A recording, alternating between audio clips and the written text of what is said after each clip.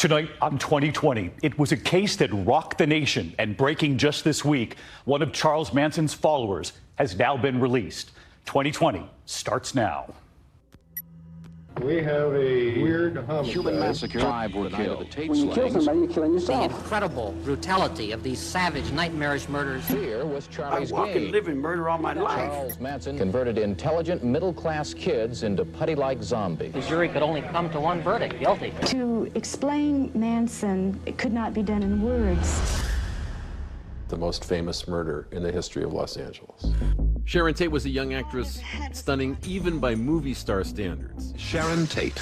She's today's kind of girl. 3 friends were staying with her that night. The windows were open. A cool breeze was blowing. It's simply going to be a quiet, comfortable night. And of course, it turned out not to be.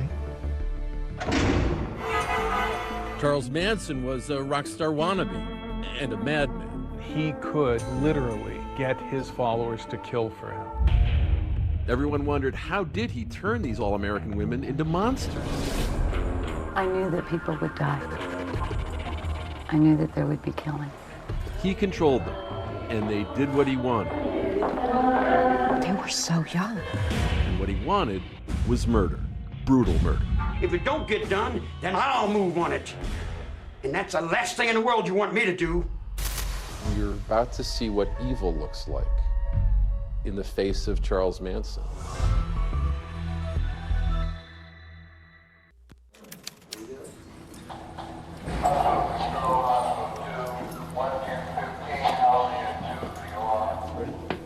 Yeah, we're ready. Well, I'm a sound man, I'm a sound recordist, and I was working production for ABC News, and we were headed off for Corcoran Prison to interview this man. The plan was we'd set up the room, and the very last thing to do would be to send me out into the hallway to put a microphone on Charles Manson. Come on, Charles. Come on, Charles. All right. You're set. All right. All right, easy. You're gonna call us when we're done. We'll come and get you. And as I'm putting the microphone on, he looks me in the eye and he says, "Where are you from, boy?" That's something to do with you, right? And the hair on the back of my neck stood up. And I said, I'm from Los Angeles, sir. And he said, Los Angeles. And I've been waiting a long time for a bus to come pick me up and take me on back. Hello. There was tension in the room.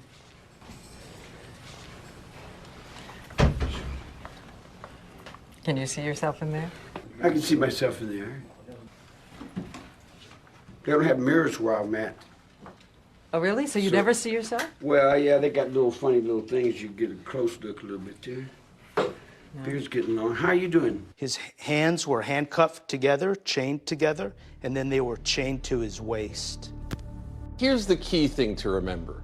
This figure who walks into the room to talk to Diane Sawyer, who looks like he's been worn out and hung up wet for so long. Do not confuse that guy with the Manson of the late 60s. Footage of him from that era tells a very different story. He is commanding. If I were interviewing Charlie Manson today, one of the questions I would have for Charlie, because I'm fascinated how he ended up like he did, was start at the beginning, Charlie. Tell me what happened as a kid. Welcome 1934. Roosevelt was 9 months into his presidency. Unemployment was still high, depression still deep, but a newsreel of the time reflected... Charles Manson was born on November 11th, 1934. He just turned 82 on his last birthday. His mother, Kathleen, gave birth to him when she was 15. His father was a man who left soon afterward. I am a street child. I'm a runaway little girl at 15 years old out of Kentucky named Kathleen Maddox. And she went to Cincinnati, had a guy named Charlie Manson. When he's 4 and a half, his mother and his uncle are sent to prison for a botched attempt at armed robbery. And she went to prison, and I used to visit her in the prison visiting room. The only thing my mother taught me was that everything she said was a lie. And I learned never to believe anyone about anything. There's a boy in class Charlie doesn't like. And at recess, a bunch of the girls jump this boy and beat him up. The principal steps in. And the girls say, well, Charlie told us to do it. Manson's defense, 6 years old. It wasn't me. They were doing what they wanted to do. You can't blame me for what other people do. Incidents that took place basically had nothing to do with me personally. By the time he's 13, he's involved in auto theft and armed robbery, and the judge sends Charlie to Boys Town. Boys Town is real. It ran in the Indianapolis Star. The idea that, you know, we have young people who get in trouble, but we have kind judges who will send them to places where they can learn to become productive members of society.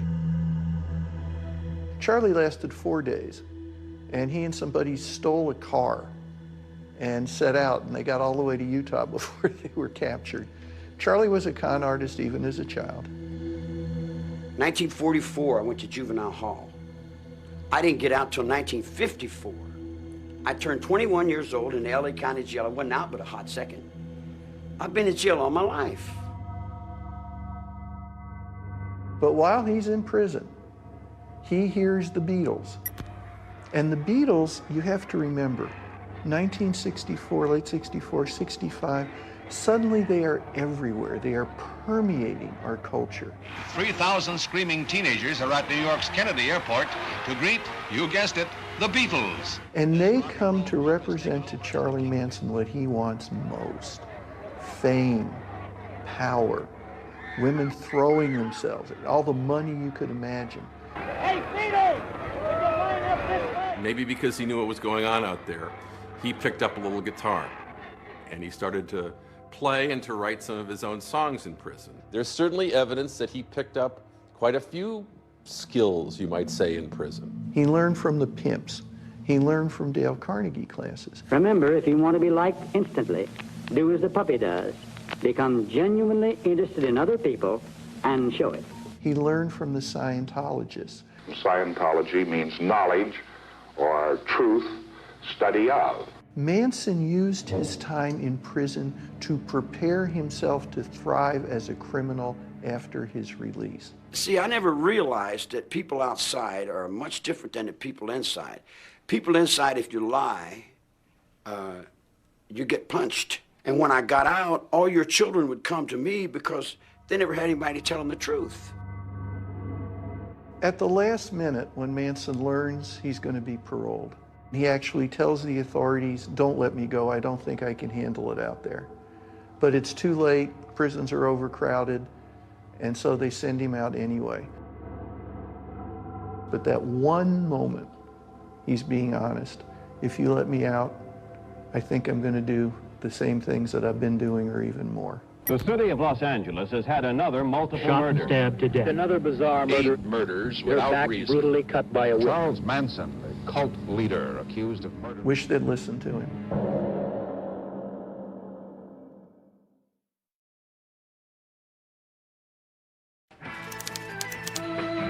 The summer of love. You didn't have to be a weatherman to know which way the wind was blowing when an estimated 10,000 hippies and hangers-on showed up for the concert in the Panhandle section of Golden Gate Park. To understand how Manson did what he did, we have to understand the context of the time and place. Demonstrators took to the streets. A time in American history. And so just as Manson is released from prison in California, the movement is like a magnet for all these people whose particular characteristics make them highly vulnerable to the thing that Manson has, the ability to manipulate. People tend to think that only oddballs ended up following Manson, and that's not true. Leslie Van Houten's a great example. And so she got wrapped up into that. And evidently this whole situation was love to begin with, but it didn't end up that way.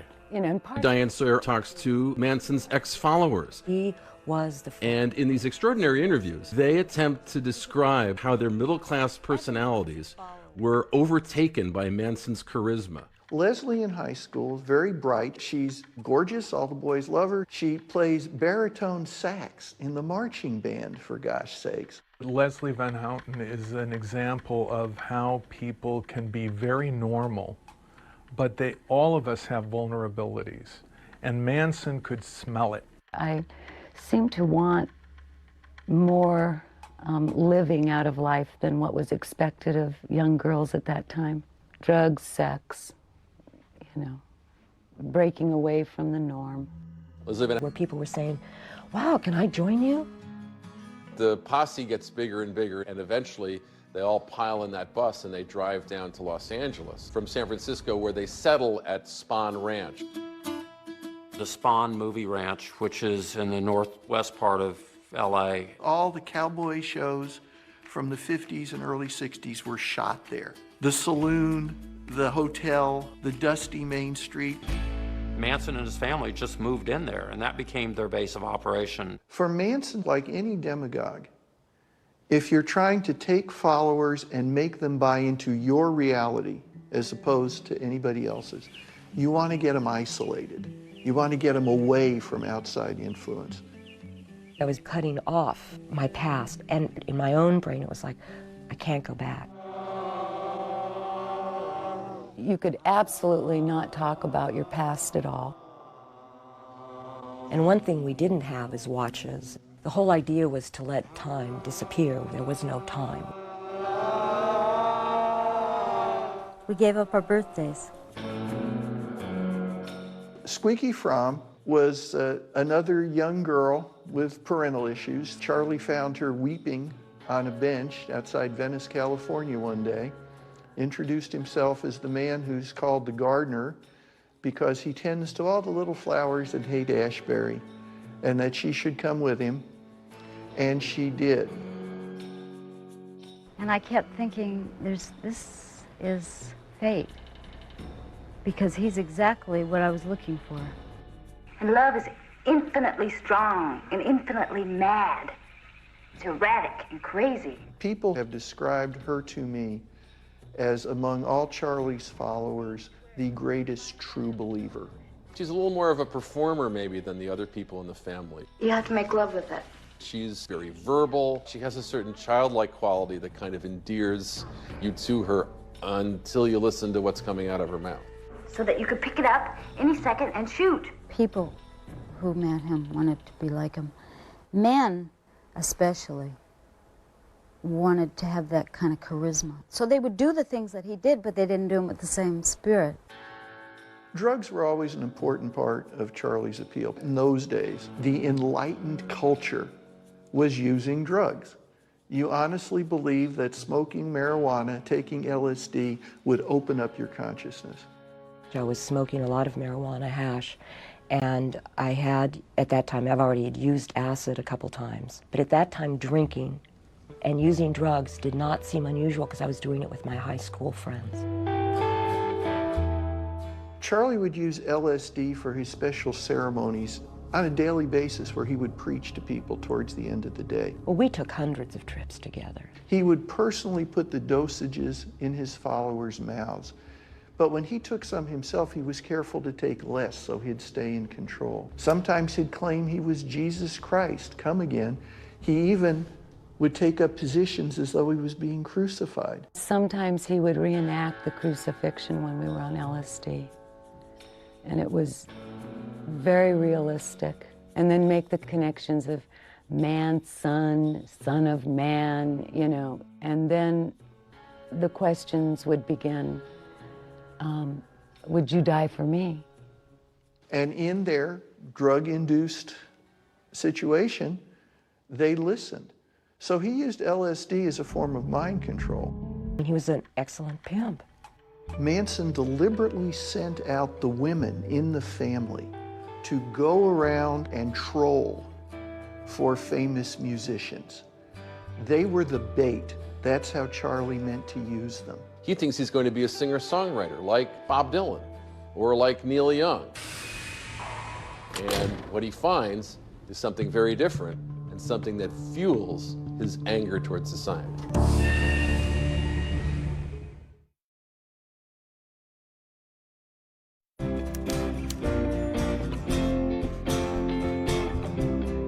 late 60s in Los Angeles, especially in places like Laurel Canyon, is an incredibly exciting time musically. Don't it always seem to go? You have Joni Mitchell up there doing Ladies of the Canyon in 1969. You have The Doors. Neil Young's here. You've got Jackson Browne is here. Glenn Frey. Genuinely really talented people who will make music that we'll listen to for the next 50 years. If you wanted to be a rock and roll star, you had to come to Los Angeles. Manson's goal in life, his obsession, was to become a bigger rock star than the Beatles. That's why he comes to Los Angeles. At this particular moment in the entertainment community, you had an open-door policy. Musicians, their addresses were really well known around those times. People would come down from their bedrooms and there'd be 3 or 4 people waiting to get a recording deal. And you weren't supposed to call the cops. He was convinced he would acquire a patron among all the rock stars who lived in LA. So Manson would send some of the women out to places where famous musicians lived to try and make some sort of connection. And one day, 2 of the women in the family, Patricia Krenwinkel and a woman called Yeller, are hitchhiking. Late that night, and Manson has moved into his mansion, along with several other family members. He came home one night, and he told me that Charlie and the girls were kind of invited themselves over and stayed for a while. One of the Manson girls talks about being at Dennis Wilson's house, walking around with the family members around Dennis Wilson's pool on a beautiful Southern California afternoon. The girls are topless, joints are being passed. It just sounded so blissful, and that was the 60s. Always party time.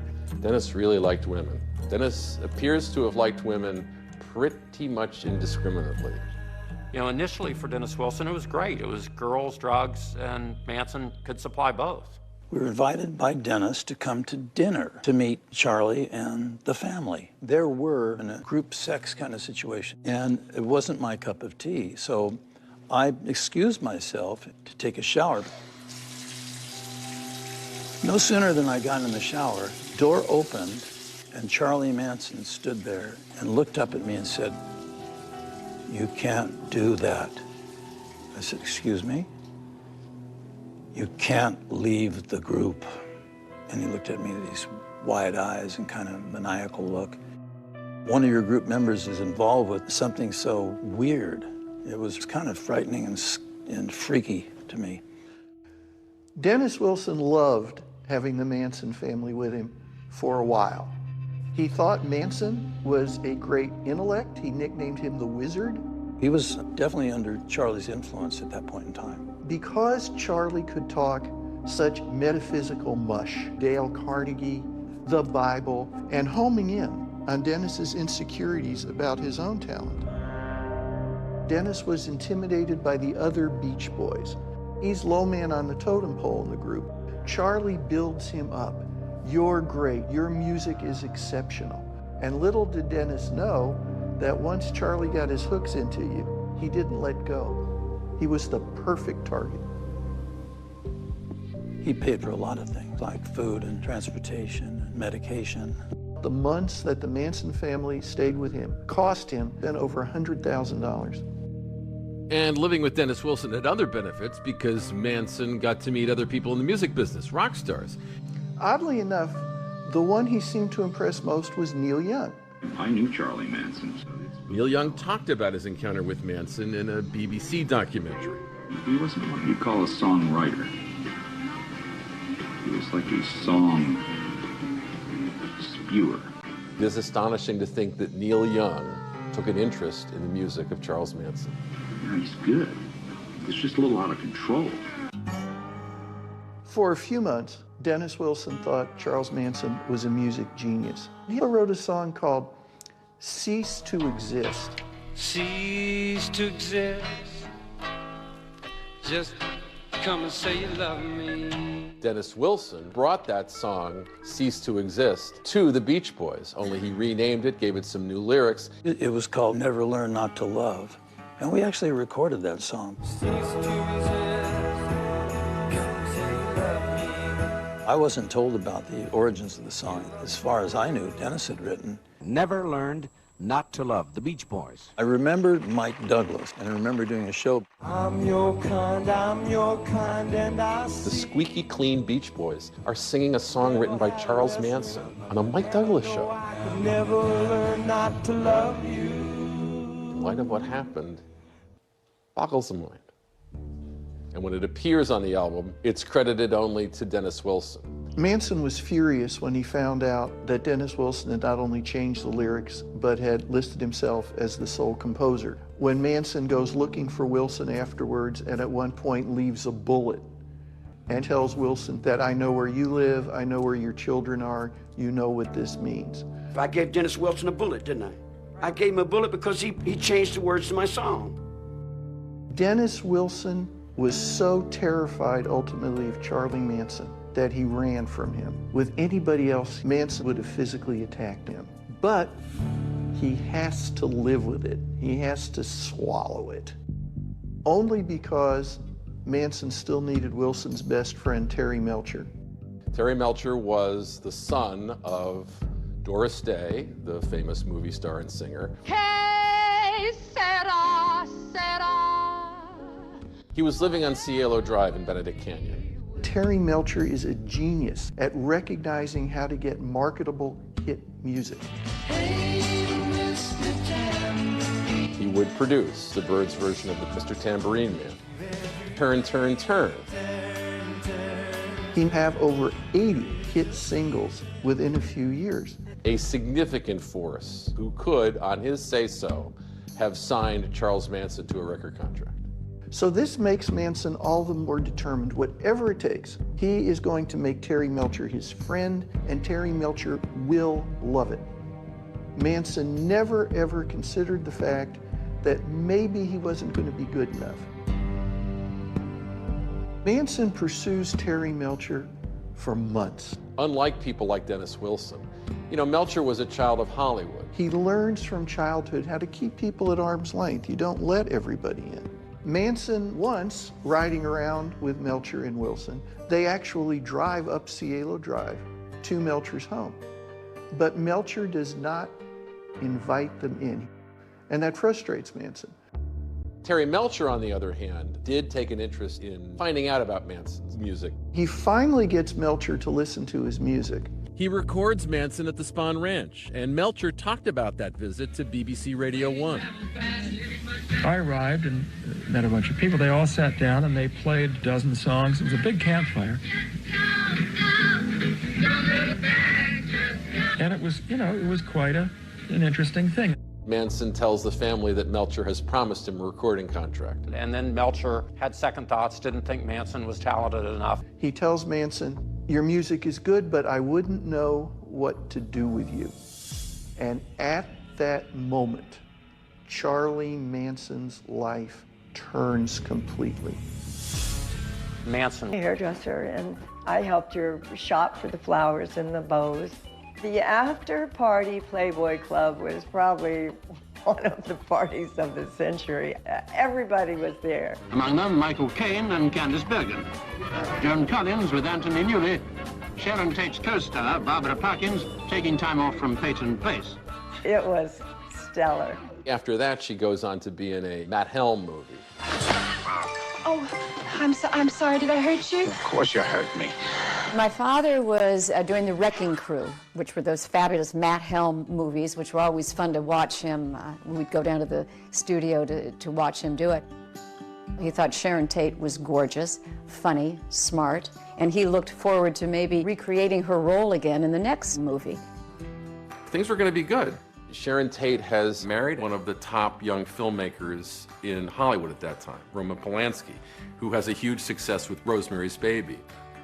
She and Polanski are going to have a baby. So many plans for the future. We were hoping for a boy, and I say we because I come from a long line of girls. And the symbol of this kind of idyllic success that they're enjoying in Hollywood is this house, which they're renting. It seems like a place where only love and happiness can be found. And that's what the end of 1968 looks like.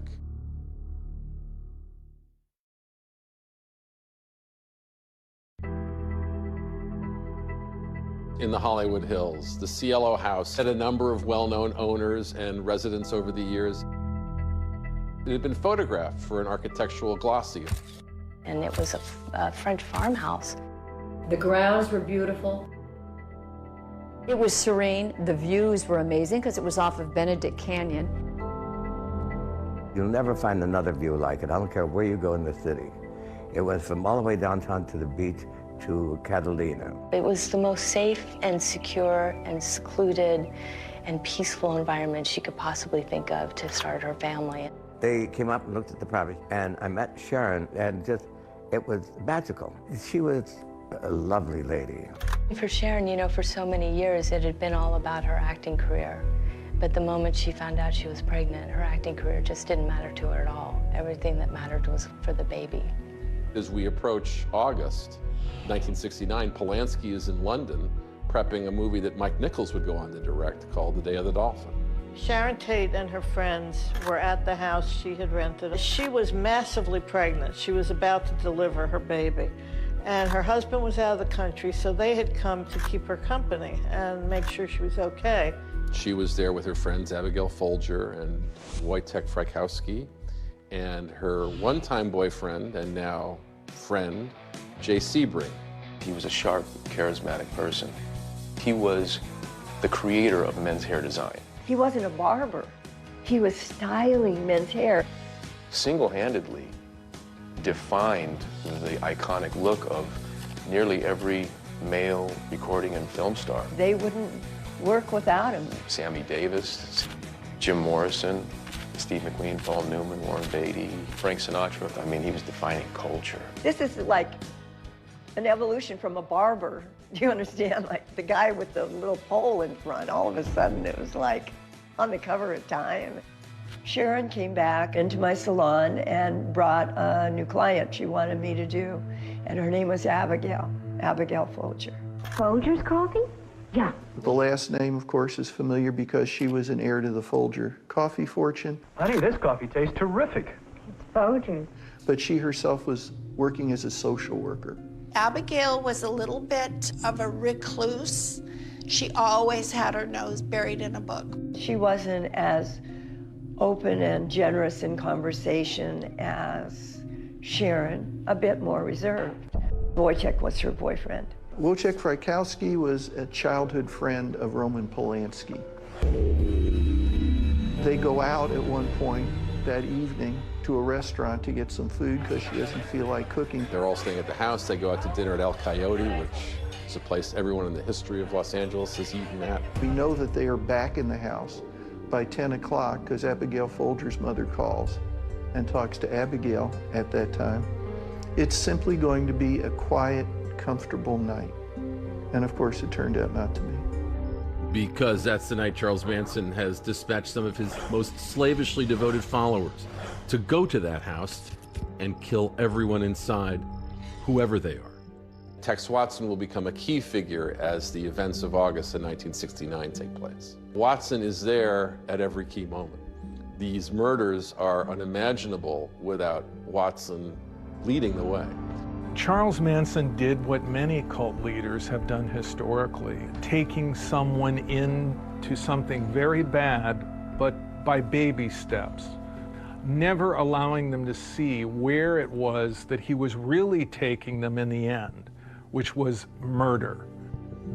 There is a late night visitor. He is the most unlucky man in the history of Los Angeles. He is a young boy who is selling a clock radio. And his are the first headlights that come up that driveway. And it's when he leaves that the nightmare begins. And his death will set off the most famous murder in the history of Los Angeles.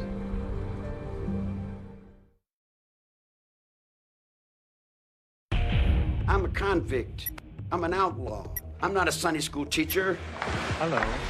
This glamorous young actress, Sharon Tate. Well, hello there. And 4 other people at this Hollywood hideaway. So how could Charles Manson be guilty of murder if he wasn't at the crime scene? When their hand was stabbing somebody, it was Manson guiding their hand. And just this week, one of those women, Leslie Van Houten, was released from prison. Major headline in a notorious case. Charles Manson follower Leslie Van Houten, convicted of killing 2 people back in 1969. She served a 53-year sentence. Manson would tell their story on national TV to Diane Sawyer, and the world would hear a madman. If you're going to do something, do it well. Leave a sign to let the world know that you were there. Have a good day. Manson was a classic cult leader, a charismatic personality that became an object of worship to his followers. He draws these people to him, and he tells them they're beautiful, they're wonderful. Manson used drugs, so he could suggest things to people in states of altered consciousness.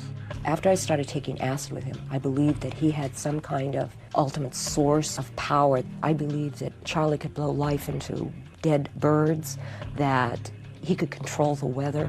He knew how to groom people and how to insinuate himself in their mind. He asked us constantly, each one of us, will you die for me? Will you be my finger on a hand? Will you be me? He began to feel very paranoid, a rage and a hatred for society. It's all of that goes together that ends up taking someone to the door of the Tate residence. On the night of August 8th, Manson goes out and picks 3 of his women, Susan Atkins, Patricia Krenwinkel, and Linda Kasabian. Charlie came and woke me up. You see, there's 2 bodies on the lawn. The words pig were written in this area in blood on the front door, and the door was ajar. Sharon Tate's body was in this area here. Jay Sebring was in this area here. There are puddles and pools of blood everywhere. That particular morning, it was very quiet. And the only thing that I can recall hearing were the sounds of the flies that were on the bodies. It is a scene, in my view, that was designed to shock the police. And on a bigger scale, to shock the rest of us. You're standing here. Do you allow yourself, my God, who are we? What is this?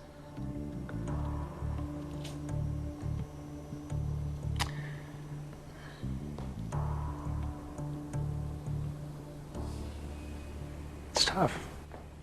It's tough.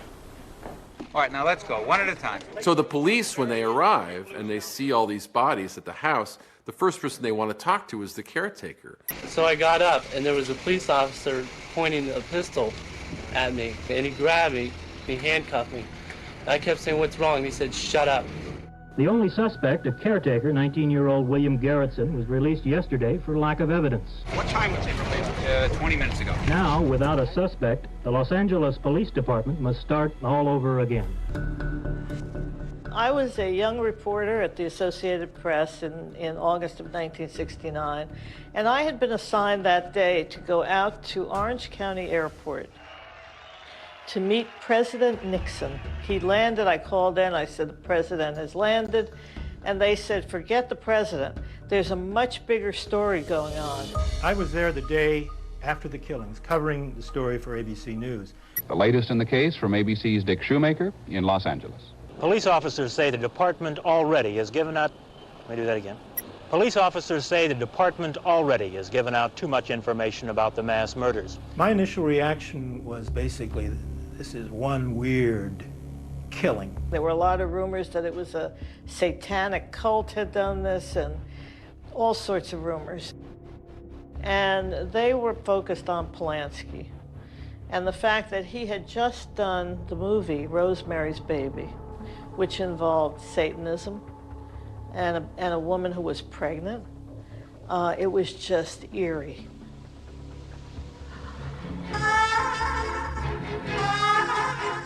Insulting, damaging rumors.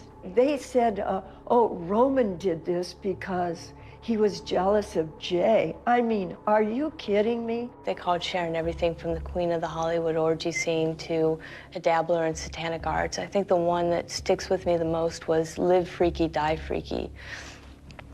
Basically, by saying that, they blame the victims for their own murders. The victim of one grisly addition to this year's crime statistics was buried today. Sharon Tate, a movie career just beginning.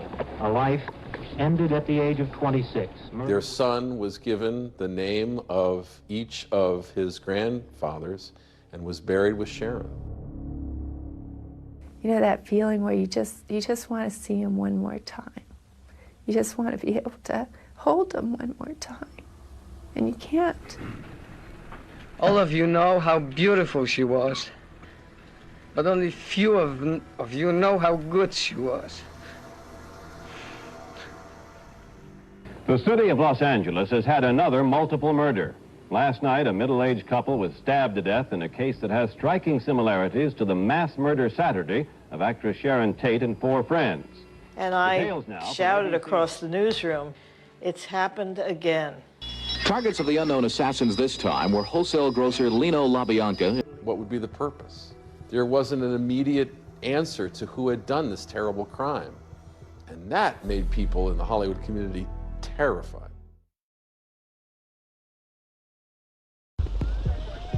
As it stands today, they have 2 crimes that are similar. They have 7 people who are dead, and they have no solid suspects. The police at that time really were in a quandary, and they came under a lot of heat from the LA papers in 1969 for not getting anywhere with this case. They had mayhem, bloodshed, and incomprehensible words scrawled in blood on the walls of these crime scenes. I grew up with a lot of fear. A lot of fear in my own home because nowhere was safe anymore. Nowhere. Not laying in your bed at night. Nothing was safe in my world anymore. Panic set in across the city. Sporting goods stores were sold out of guns. Apparently Sinatra left town. Tony Bennett was living at the Beverly Hills Hotel in one of the bungalows he moved inside to be safe. Steve McQueen supposedly drove around with a gun in the front seat of the car now. And all that was because for 3 months, no one knew who did it. Have you come up with any rational motive for the killings? No, everything at this point is purely speculative. They'd found some marijuana and narcotics at the Tate killing scene, so they start investigating who among the victims was using drugs, who their sources might have been. Could this have been a drug deal gone bad that night? LaBianca had some gambling debts. Could it have been a gambling murder? Could it have been a mob murder of some sort? So weeks were spent pursuing that. Sergeant Cook, can you tell us now how many men the Los Angeles Police Department has working on both of these cases? Yes, we have 17 sergeants and 2 lieutenants whose prime responsibility now is the investigation of the both homicides. Are they working together? No, actually the homicides are not connected. For a long time, these 2 crimes are not connected, even though we looked at the circumstances now and we go, wow, they seem very similar. There was one at the trial. It's a 10-year-old boy who winds up with the gun that was used inside the house. One of the Manson family members had tossed this gun out a window, and a young kid had found it in his yard. Little Stevie Weiss, and he was outside playing and found this gun. And he went to his father with it. He had seen enough TV that he knew not to touch the gun. And so a patrol officer came out, picked up the gun with his hands, and then took it and booked it into evidence in Van Nuys. He was a witness at the trial, and they said to him, well, when the police arrived and saw the gun, how did they handle it? And he said, they put their hands all over it. He was very annoyed. And then it takes forever for the LAPD to realize that it is the gun that's used, you know, at the Tate home. And another killing, a musician who lived in the Santa Monica Mountains. He too brutally stabbed, the words "political piggy" scrawled on the wall. There was another mistake. There was a musician named Gary Hinman who was killed out in Malibu shortly before the Tate LaBianca killings. And Manson was one of the murderers there, and unfortunately, Malibu is in the LA Sheriff's jurisdiction. The day after the Tate murders, the investigators of the Hinman murder come to Los Angeles, and they're trying to talk to the officers involved in the Tate investigation to say, I think maybe there's a link here. They never get the opportunity to do that. They're told, no, we're pretty certain that this murder is going to be drug-related, and they're sent away. But then, after all this fumbling around by the Los Angeles Police Department, they get this amazing break. Today, warrants have been issued for the arrest of 3 individuals in connection with the murders of Sharon Tate. We're about to see what evil looks like in the face of Charles Manson on the cover of Life magazine. And that is how 1969 will end. But that's just the beginning.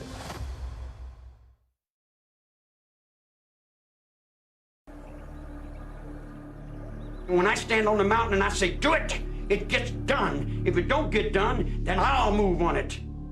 And that's the last thing in the world you want me to do.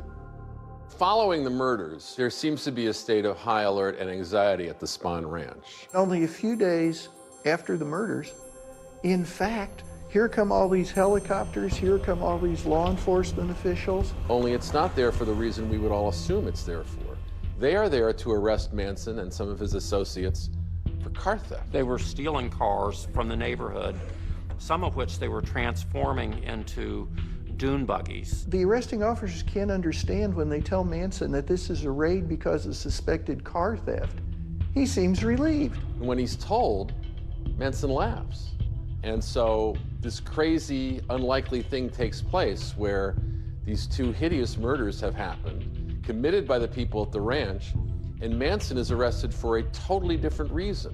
And it's the same kind of trouble that Manson has even written songs about. Clang, bang, clang, went the big iron door. They put me in a cell with a concrete floor. The next day in the paper, they've got a story about the raid, and they've got a story about the murders, never realizing that you've got the same man perpetrating both. They have no idea what's going on. But on the papers authorizing the raid, they get the date wrong, which nullifies the arrest, and they have to throw the whole thing out. And they let him go. When Manson's released on the car theft charges, he wants to get his family as far from the police as he possibly can. Charlie Manson gets all these people in a caravan of cars out to Death Valley. He thought that by killing the people at Cielo Drive, killing the 2 people at the La Bianca home, that this would somehow fighting against the white people and winning. Manson thought there was going to be an apocalypse, and he was outfitting these dune buggies with gun scabbards and machine gun mounts to be ready to fight. It was like Mad Max. Manson would get them together, and they were riding around in their dune buggies, firing off guns, getting ready for the race war. And that was really a big mistake for Manson, and that's what brought law enforcement there. And when we were in the desert, he said, if they ever capture me again, the men in the black robes, I'm just going to be crazy old Charlie that all of you took care of. So if he plays sort of the dumb old Charlie, I've got mental health issues, and have the girls sort of spin that to the police, in his mind, he thinks that might work. California Highway Patrol Officer James Purcell had come to Barker Ranch. You got to understand, we had no idea what we had. We felt we were working with a bunch of hippies that were an auto theft gang. Purcell has a candle in one hand, the light is fading, he's got his .357 Magnum in another hand, and he walks into the house. It's terrifying. Below the sink was a small cupboard, and hair was hanging out over the top of the cupboard door. Fingers began wiggling in the hair, and the door opened, and this figure began coming out. He says, come out and don't do anything or I'll shoot you. He came out, and I'll never forget the first thing he said was, hi. And I said, who are you? And he identified himself as Charles Manson. We dumped 20 6 people in the jail. Krenwinkel, Atkins, Squeaky, they were all in the first group. It's only after Susan Atkins, one of Charlie's followers who was involved in the various murders, is transferred back to LA, that she tries to impress some fellow inmates that things start to get put together. It's like all the king's horses and all the king's men tried to solve this crime. But Susan Atkins had a secret that she had to share. She started saying about how stupid the police were and how they really were on the wrong track on a lot of crimes. And I do recall saying to her, well, what are you talking about? And her answer to me was, well, you know those murders of Benedict Canyon? And I said, yeah. And she said to me, well, you know who did it, don't you? And I said, no. And she says, you're looking at her. The die was cast, you might say, and Charlie probably knew his time was up. The men and women suspected of killing actress Sharon Tate and 4 others were members of a weird, sadistic hippie cult. And by writing the words pig at the scene of the crime, apparently the hippies were trying to throw the police off the track by blaming the murders on the Black Panthers, a group the hippies hated. Manson and his followers had been arrested, finally, for the Tate LaBianca murders. And what lay ahead was a murder trial and a circus that would both fascinate and appall everyone who watched. Charlie, could you look this way, please? And they watched every night.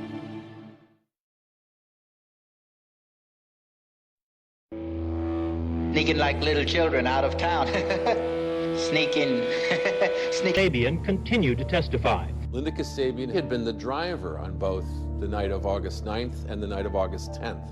We granted Linda Kasabian immunity, so she was our star witness. She was an accomplice. She was equally guilty. She saw everything. She didn't physically kill anyone. And had he not had her, Bugliosi might have lost the case because there was no one else that could give an eyewitness account. She said that she was outside on the lawn. Frykowski is who she was referring to. She said a man came toward me and he was bleeding and he had been stabbed, and I said to myself, oh God, make this stop.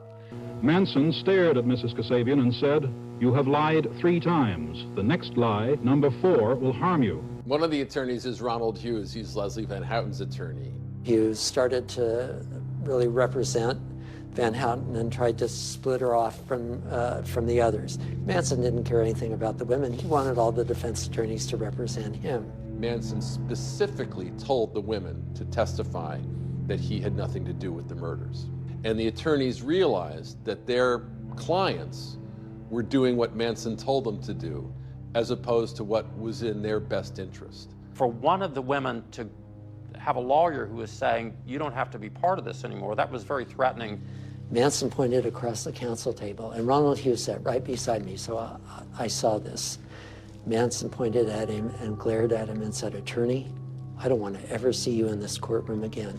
And we never saw him again. And his body was found 6 months later, but it was so badly decomposed that we could never tell the cause of death. It was found under a rock that had fallen on him or pushed on him or whatever. It sure looks like someone did him in. And then several years later, a former member of Manson's family called me wanting to remain anonymous and said that Hughes was murdered by the Manson family. Others say the death of Ronald Hughes was just a tragic accident.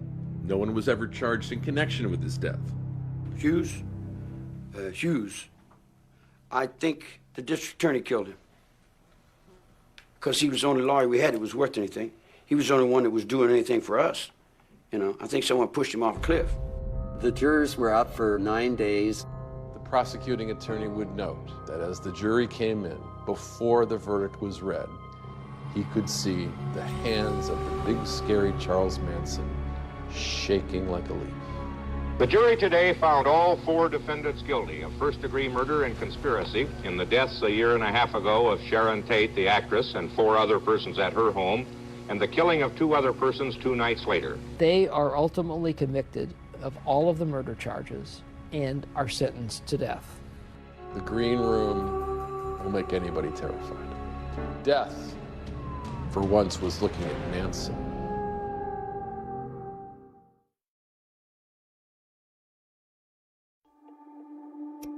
We've seen Charlie do things that no human being has ever done.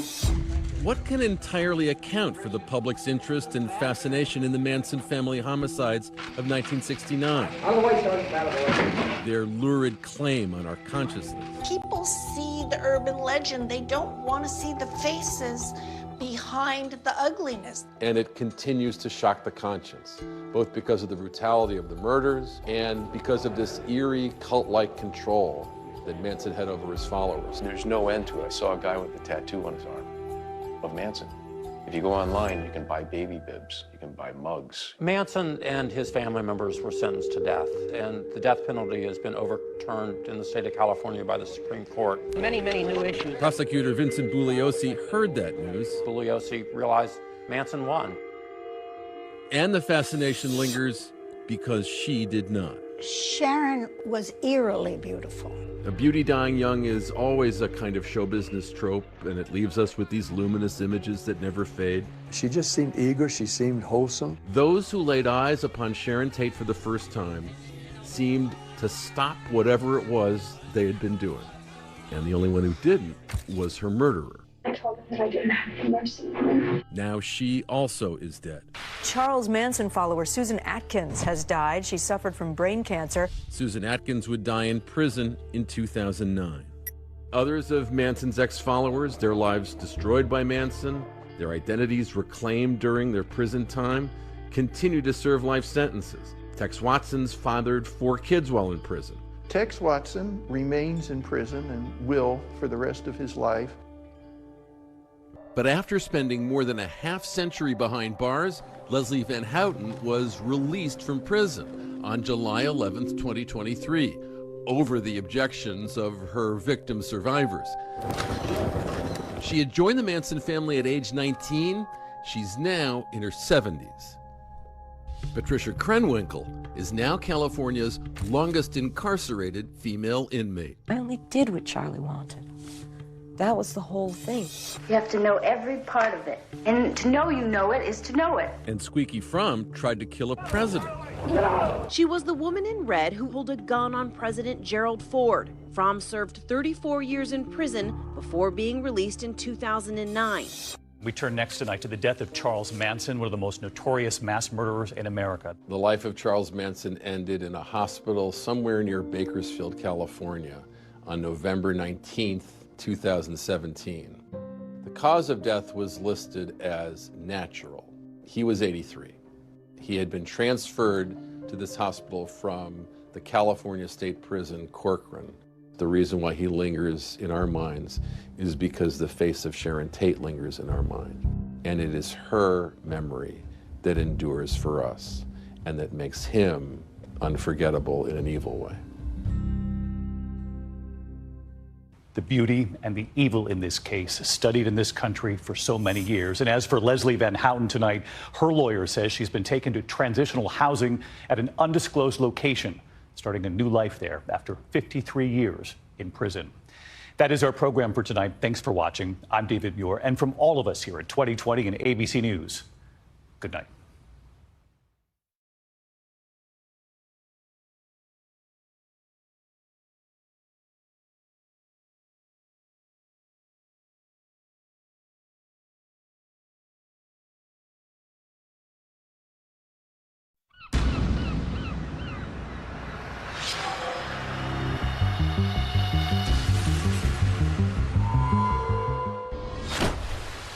The last thing they would expect is to find a suitcase with a human body in it.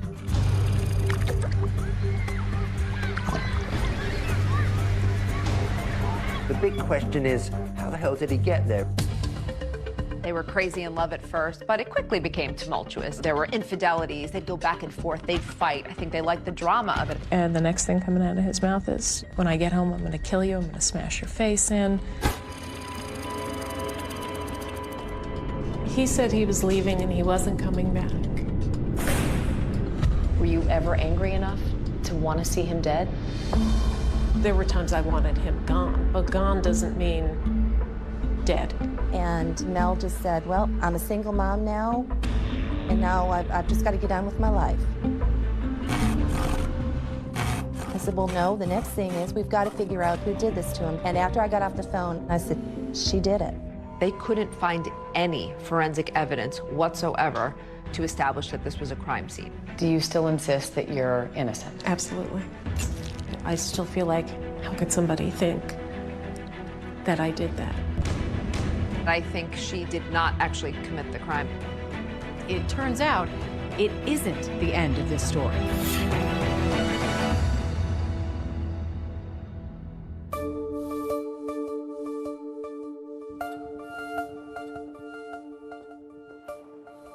My name is Megan Sachs. I'm a criminologist at Fairleigh Dickinson University. In simplest terms, criminology is the scientific study of what causes crime and how the criminal justice system responds to crime. I've written about 25 true crime books over the years, and I think Melanie Maguire's is perhaps one of the most interesting ones and baffling.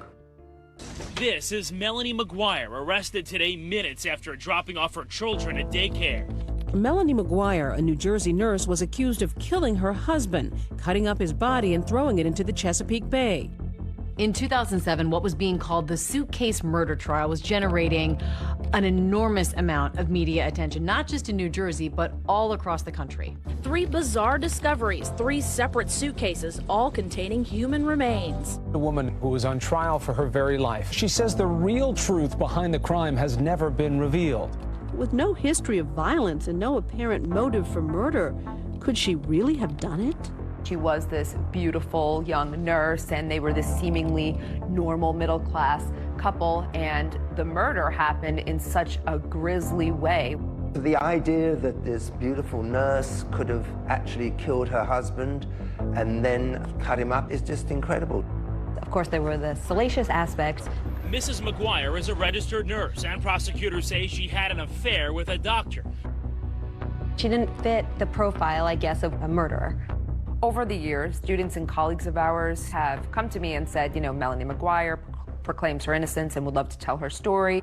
I started thinking, oh, maybe there is a little more to this case than what you just see on the surface. And then the idea of a podcast came up, and I was all in. On direct appeal, we examined the murder conviction of Melanie Maguire following a highly publicized trial. Looking at the evidence that was presented and the evidence that may have seemed insignificant at the time, we form our own conclusion about Melanie's guilt. We here at ABC have our own history with the Melanie Maguire case. Back in 2007, ABC's Cynthia McFadden had the first on-camera interview with the mother of 2 on trial for murdering her husband. Who is the Melanie Maguire you hope the jury knows?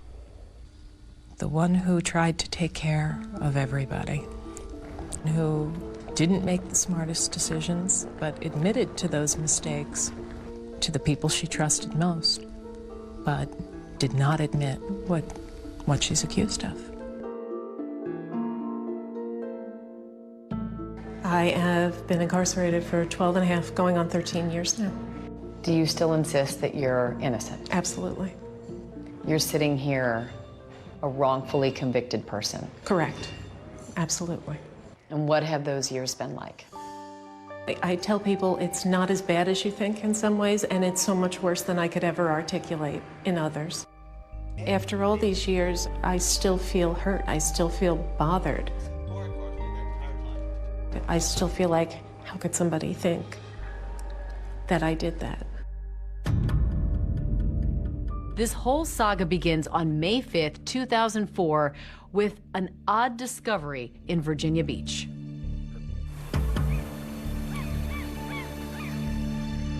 Early morning, a couple of fishermen and their kids are out on a boat by the Chesapeake Bay. Me and my friend Don Connors was going to go out fishing, and we both had days off, and D, or Don, we called him D, he said keep his kids out of school, we're going to take them fishing. So everybody was excited. We went right out through this bridge here, and if you keep on going, you'll run right into the Chesapeake Bay Bridge Tunnel. The Chesapeake Bay Bridge Tunnel is about 17.5 miles long. It really is quite astonishing. It connects the eastern shore of Virginia to Virginia Beach. Has 2 tunnels for 2 shipping channels, And once you get on the other side, you go north, you're up into Maryland, Delaware, New Jersey. So we went out there and anchored off of Fisherman's Island, and we were just doing some fishing. And suddenly, one notices that a suitcase has floated by. We wheeled the boat around, pulled up alongside it. I immediately thought it probably blew off of a car, you know, off the luggage rack or something. Dee and his son had reached over and were trying to pull it up in. It had some weight to it, so I stopped the boat, reached in and helped him pull that thing up in there. And laid it in the floor of the boat. They found a dark green Kenneth Cole suitcase in pretty good condition that was apparently part of a luggage set of 3. They put it on board, and the little boy with them is very, very excited. He thinks it's buried treasure, so he wants to open it. The contents were covered with a thick trash bag, like a hefty bag or something. And I said, uh-oh. I was a little bit nervous then when I saw the black bags in there. So I turned to say something to Dee, and while I was talking to Dee, the young boy reached down and ripped open the plastic trash bags. There was no doubt of what it was. It was a set of human legs. There's a pair of male legs from the knee down, look very fresh, and they recoil in horror. I looked down there and said, oh my gracious. So I closed the bag back up, and I dialed 911. I was out on patrol in the Chesapeake Bay when I received a radio call. I made arrangements with him to meet me, and he transferred a suitcase over to my boat. I handed him the luggage, and he seemed surprised. He goes, what do you want me to do with that? And I said, open it up. I was pretty shocked. I'd never seen a suitcase with body parts in it before. There really wasn't any smell. They actually looked kind of fresh. The first suitcase being found was big news. It's not, you know, a common find by any means, especially in this area. This is an alarming story. Everybody wanted to know who the man in the suitcase was. We kind of figured there had to be other suitcases with other parts in it. After the initial shock of them finding the suitcase, everyone was just waiting for what was going to wash up next.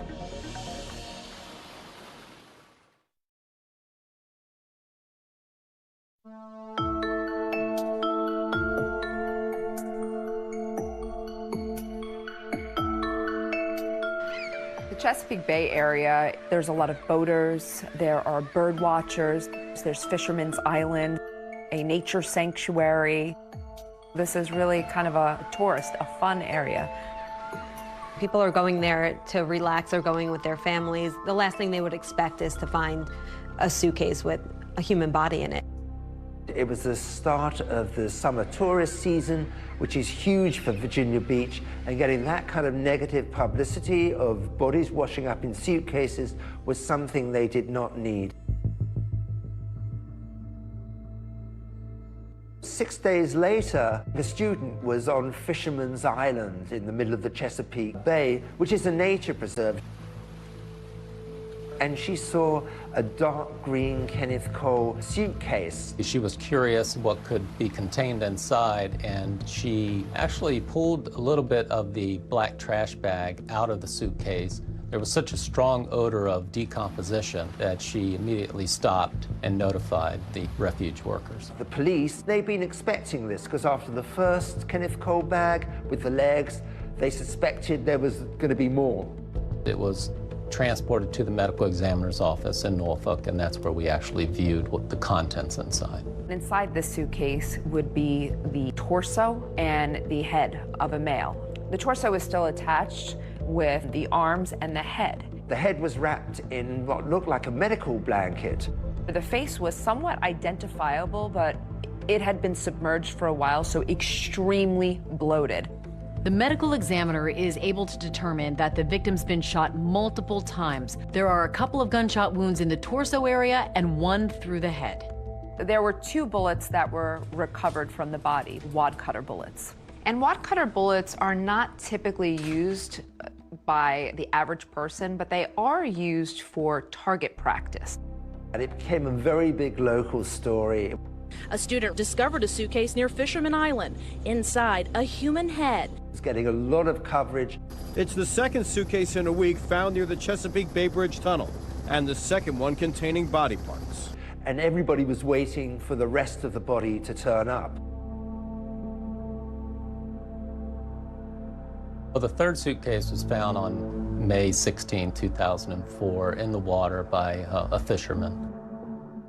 He saw the suitcase floating in the water. This third suitcase that had been in the water the longest did have some growth on it from floating in the water for so long. This suitcase contained the pelvis, so from the waist down to above the knees. Authorities realize they have to figure out who it is. Anytime you find a unknown body, the first thing you're going to do is look into missing person cases to see if the profile matches anyone who's currently missing. Because of the naval bases in the area, they're checking military records. They're checking everything they can possibly think of to figure out who this person is. One of the policemen working on it came up with the idea of getting a sketch artist in. I immediately took photographs to our sketch artist, and she was able to do a sketch for us, and we eventually released it to the media. We're hoping maybe this will give us an edge and maybe identify him sooner. Right now, he's just John Doe. May the 21st, Sue sees the picture on TV of a sketch that they had done to find out who this person was. Sue had been getting out of the shower one morning. The television was on, and as she was getting out, toweling off, she looks at the TV. This is a sketch of the body that washed ashore near the Chesapeake Bay Bridge Tunnel this month. He belongs to somebody. I mean, he's got loved ones. She thinks, oh my God, that looks like Bill. Sue was pretty sure that it was Bill McGuire. This is John and Sue Rice, Bill McGuire's good friends. Bill and John had been friends since their early Navy days. Bill was friends with Sue as well. Melanie knew Sue. The couples had vacationed together. Sue immediately calls her husband to take a look, and he's not so sure it's Bill. But Sue's convinced it is, in fact, and says, please call Crime Stoppers. He was very good friends with Mr. McGuire. He told me that Mr. McGuire lived in Woodbridge, New Jersey. He was married to Melanie McGuire, and they had 2 small children. He wanted to know more about the dynamics of Bill, why I thought it could be Bill. And the only way that I thought it could be Bill is that, yeah, he's missing too. John Rice had spoke to Cindy Lagash, who is William McGuire's sister. I got a call from Cindy. She said, John, is Billy there? And I said, no, he's not. What's going on? And she said, well, Bill and Melanie got in an argument and he left and he hadn't been heard from. He said he was leaving and he wasn't coming back. My husband was full of bluster when it came to stuff like that. He would say things like that all the time. I didn't actually believe it was the last time I was ever going to see my husband. William McGuire had, in fact, vanished. Mr. Rice and his wife, Mrs. Rice, eventually agreed to come down to the police department in Virginia Beach and view some photos. Bill had a little red mark right here, and that's what I kept zoning in on when I saw the picture. That's exactly what I zoned in on. I mean, I've known Bill for 22 years. I kept seeing that, and I was pretty certain that it was Bill. Once we had a name and approximate age, we ran him through our computer system. He ran a check on Bill McGuire, and he found that McGuire had been arrested in Virginia for a reckless driving charge in the 1980s.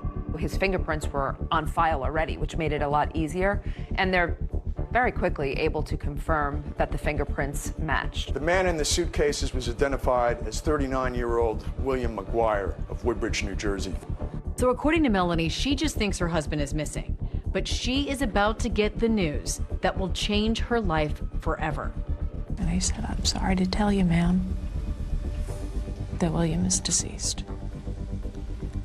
And I just burst into tears. Now they've solved the mystery of who the man in the suitcase is. The big question is, how the hell did he get there?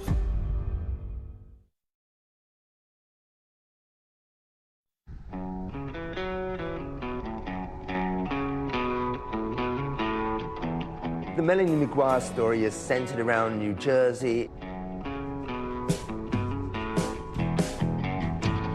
They lived in the working class part of New Jersey, where The Sopranos took place, which was perhaps the hottest show at the time. Woke up this morning, got yourself again. Melanie is a Jersey girl, born and raised there. Her parents are Linda and Michael Caporero.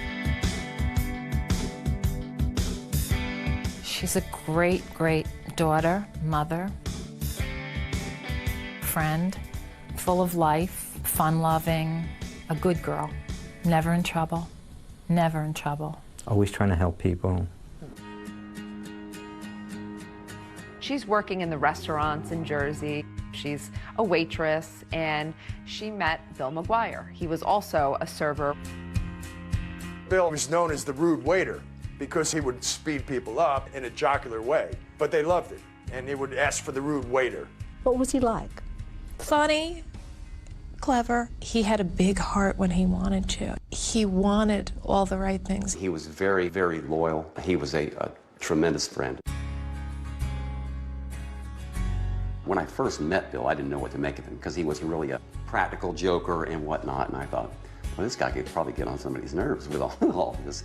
But he was so funny, he just kind of overcame whatever resistance you might have to him. Melanie was a fertility nurse when I met her. She's just so caring, so nurturing. She was working with women who were going through really tough times, trying to get pregnant. She was very compassionate, and her patients really loved her. What made you a good nurse? Type A personality. The way I looked at it, I was not going to be happy with anything less than the total comfort level of my patients. In 1998, Bill called John and I and told us that he wanted to bring Melanie down to meet us. Melanie, she's a really nice person to be around. Physically, she's beautiful. She's very smart. She had a lot of the same sense of humor that Bill had. When Bill was making jokes, Melanie would be right in there. He liked to razz people. She would razz him right back. He really was crazy about her.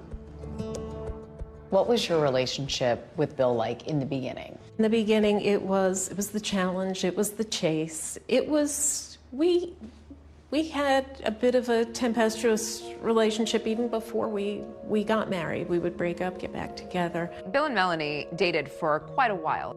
They were crazy in love at first, but it quickly became tumultuous. There were infidelities, they'd go back and forth, they'd fight. I think they liked the drama of it. I think she thought she could make a difference in his life. I think she thought that she could maybe change him, make him happy. She truly did love him. You guys want some more champagne? All right, let me go get a bottle. Because there's nothing in there, is there? They got married in 1999. It was probably one of the most extravagant weddings we've ever been to. Mr. and Mrs. William McGuire. Melanie on her wedding day looked absolutely gorgeous, angelic, just perfect. Both Bill and Melanie seemed like they couldn't have been happier. She was a little naughty. He was marrying a girl that he absolutely loved in a way that maybe he hadn't loved anybody before. Bill, did you put your hand up? This is the last time Bill's going to have the upper hand. Bill McGuire got a $65,000 a year job with the New Jersey Institute of Technology. Bill and Melanie settle into a rented townhouse in Woodbridge, New Jersey. Woodbridge is a sprawling, densely populated township on the suburban end of New Jersey's industrial flatlands. If you're going down I-95, you're taking exit 11 to get off to Woodbridge. We were both happy, new parents, and then things changed drastically. He had a dual personality. He could be very likable, and then on the other hand, he'd be very calculating, manipulate you. And he had always had issues with gambling, and he would go through periods where he would go down to Atlantic City a lot. There were times that he would just take off to AC and gamble, and you wouldn't hear from him, wouldn't know what was going on. He found he could make some money gambling. There were good times with that, and there were bad times. And there were a couple of times I put my foot down, and I said, that's it, no more. So then he would get involved in the stock market.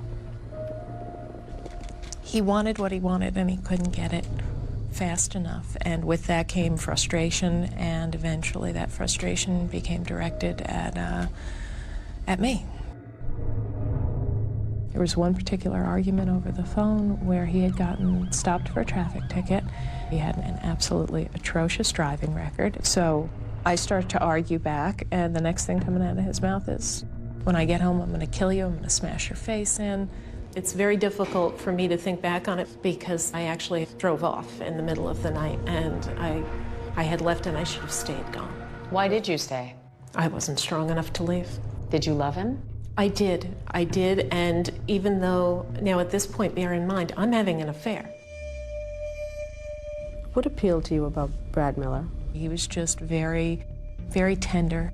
I really tried to fight it, but I couldn't fight it.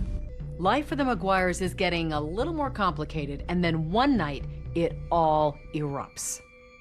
Bill was probably the most streetwise person I've ever known, and I can tell you he never saw it coming.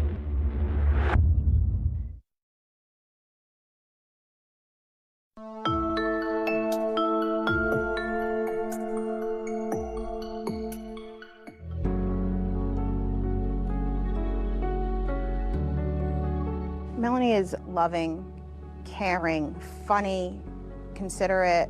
We just clicked right away, to the point that I asked her to be in my wedding when I got married. Love is always patient and kind. It is never jealous. Love is never boastful or conceited, and is not resentful. Love takes no pleasure in other people's sins, but delights in the truth. In June 2001, the McGuires were already married for a few years. And even though there was some friction in the marriage, Melanie McGuire decided to have another child. Little does her husband know just how ill-timed this pregnancy is. Not only is Melanie about to have their second child, she's also having an affair. Dr. Bradley Miller was a partner in RMA Associates, and Melanie was working as one of his nurses. He was so kind. I'd come back to my desk after a long meeting with a patient, and there'd be lunch sitting on my desk waiting for me. You know, there was always a little bit of flirtation, banter back and forth. Melanie was about 38 weeks pregnant, and things changed between her and Dr. Miller. I was about to go out on maternity leave, and I was sitting actually in his office at his desk. I just mentioned I have a pinched nerve in my neck, and he put his hands on my shoulders and started to rub my back. I really tried to fight it because this was not going to be good. This was not going to be good for anybody, but I couldn't fight it. After Melanie came back from maternity leave, she and Dr. Miller started a full-blown affair, and it seemed like they were falling in love with each other, although they were both married with young children. Shortly after my second son was born, that's when things began the final descent downhill, if you will.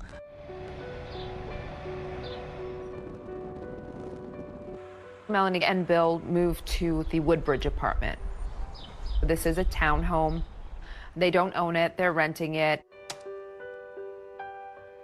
He was constantly looking at homes. He wanted to end up buying a house before he turned 40. He did want to move down here to Virginia Beach. We took pictures of houses in our neighborhood, but Melanie just would not hear of it.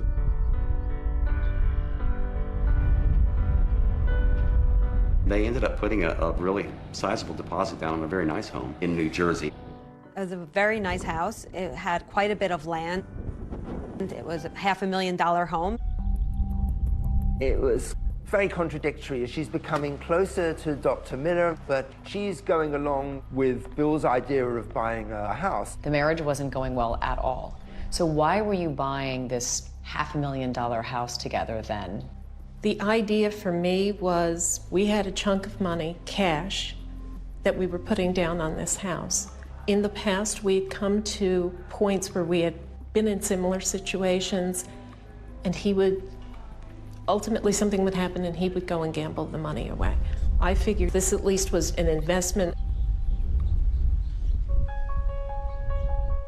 On April 28th, They're due to close on the house at 2 o'clock in the afternoon, and she's in constant touch with Dr. Miller, who's pleading with her not to buy the house. He wants to be with Melanie, and he sees a future life with her. And Melanie told him that, not to worry about it, it's gonna be okay, I'll take care of it. After they close on the house, they go back to their rented townhouse. Bill is so excited. He calls John Rice. John said that Bill had never been happier. The last person Melanie speaks to that night is Dr. Miller. She tells him, look, we've closed on the house. Bill's had some red wine. He's asleep on the couch, but when he wakes up, we're going to sort this out, and I'm going to tell him I want a divorce. Melanie described the events that would happen later on as a big fight. You and Bill had a horrible fight, yes? Correct. We fell asleep on the couch, woke up early morning hours, and it was never a bad time for an argument. We're talking probably 3, 4 o'clock in the morning. And it starts on the house. I settled for that house. The hell are you talking about? You settled for that house. It's a $500,000 house. That's not what I wanted. Melanie says that Bill turned around and said, what I really wanted was a house in Virginia for cheaper, but you refused to let us do that, and so I have to settle. And she says this turns into a very heated argument. From there, things became more physical. How physical? In what way? He shoved a dryer sheet in my mouth. He had a thing about dryer sheets. The story that Melanie tells about a fight that seems to escalate over a dryer sheet is the same story she told us back when we first spoke with her. We're still arguing, and there's the laundry basket, and there's a dryer sheet just hanging out of one of the baby's sleeves. He hated them. He thought it was lazy that I wouldn't stand there and put in the liquid fabric softener, and yeah. And it went out of control. This was the type of mother I was, that I would leave this sheet in there for my baby to possibly choke on. Before I know it, I'm up against the wall, and the dryer sheet is being shoved into my throat. And then he just smacked me. In the face? Yeah, open hand, because he probably would have broken my cheek if it had been a closed fist. And I looked down, and there's my 2-year-old. I grabbed the baby and went to the bathroom right behind me and shut the door. I just wanted away from him at that point. He said he was leaving and he wasn't coming back, and I could tell my children why they didn't have a father. Did he say this to you through the bathroom door? Yeah, through the bathroom door the entire time. I imagine he was packing things and leaving. He was up and down the stairs a lot, but every trip back and forth berating me. What's the last thing you remember saying to him? Stop. Stop. Melanie said he'd driven off, and she presumed he was in Atlantic City. He would have been back. He would have been back. I knew it. But this isn't just a few days that Bill McGuire is gone. We're talking weeks. What bothered me was that Melanie never reached out and said, hey, Bill's missing. She never reported her husband missing, and it's almost 30 days. The fact that we never heard anything from her was deeply suspicious to me. Love is always ready to excuse, to trust, to hope, and to endure whatever comes. Love does not come to an end. This is the word of the Lord.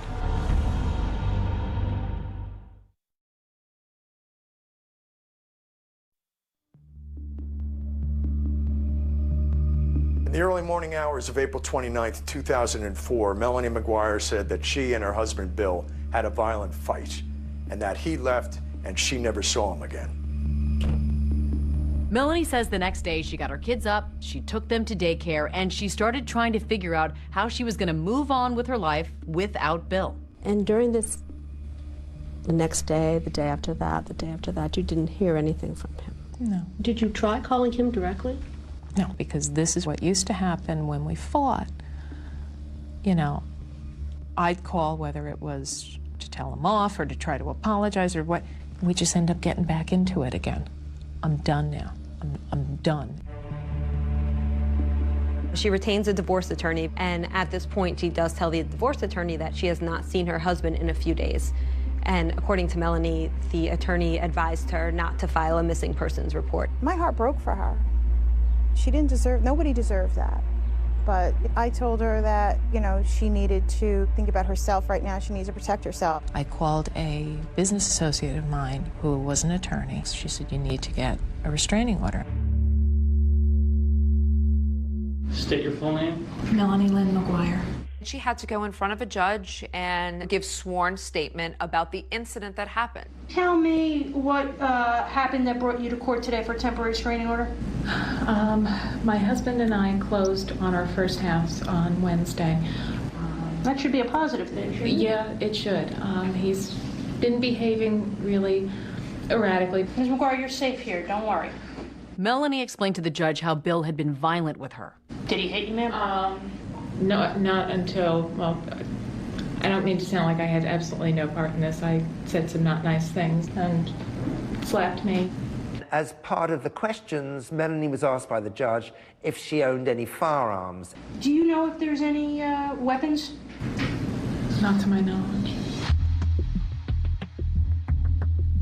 This is a sketch of the body that washed ashore near the Chesapeake Bay Bridge Tunnel this month. We're hoping maybe this will give us an edge and maybe identify him sooner. About a month goes by between the time that Bill disappears and when Sue Rice identifies Bill McGuire after seeing the sketch on local TV. The next thing police have to do is notify Melanie McGuire of the death of her husband. Melanie was asked to come down to the police station. The officer came out and he says, "Is your husband William McGuire?"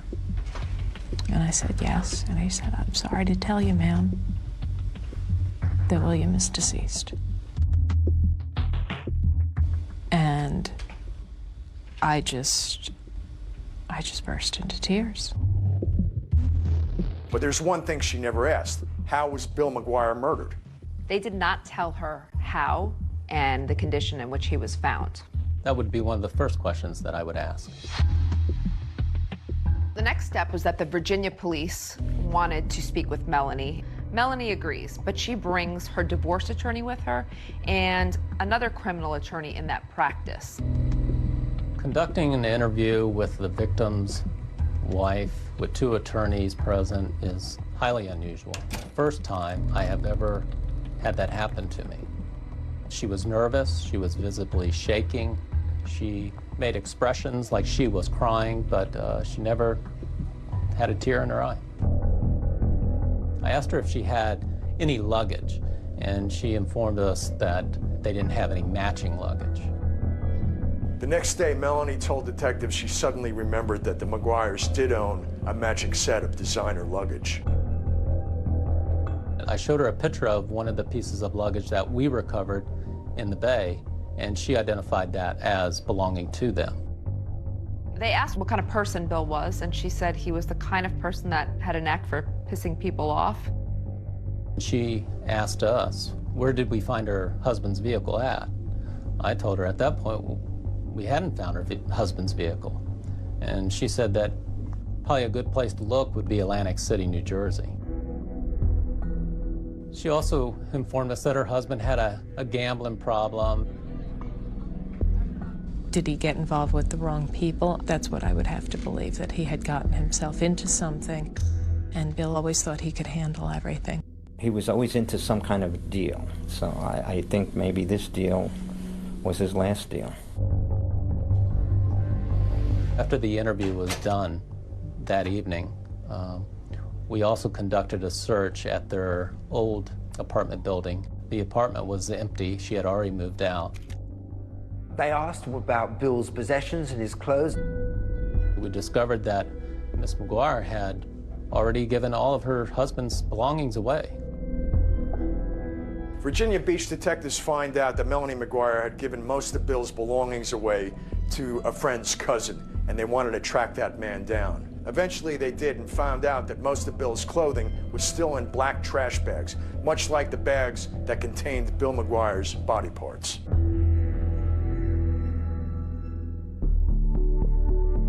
The garbage bag, by sight, looked identical. things are starting to make sense with the detectives. There's black trash bags, and there was also the hospital blanket that the head was wrapped into. And they're thinking, well, Melanie Maguire is a nurse. That's kind of an odd coincidence. At Melanie's suggestion, detectives start to search Atlantic City for Bill's car. And lo and behold, that's exactly where they find it. The Atlantic City forensic unit processed Mr. Maguire's vehicle. They took photos, they fingerprinted, they vacuum cleaned the floorboards.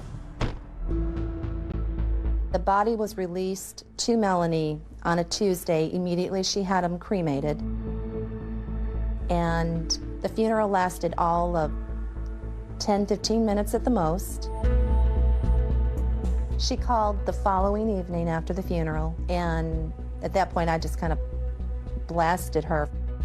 I just told her, I said, Melanie, Bill deserves so much more. And Mel just said, well, I'm a single mom now, and now I've just got to get on with my life.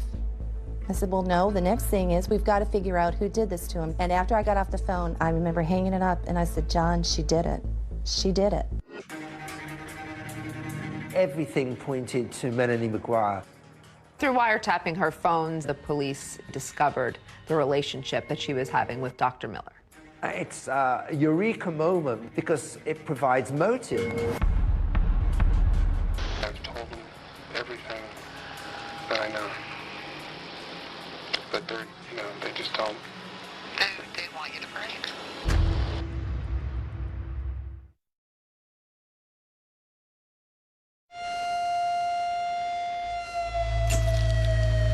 What's the last thing you remember saying to him? Stop.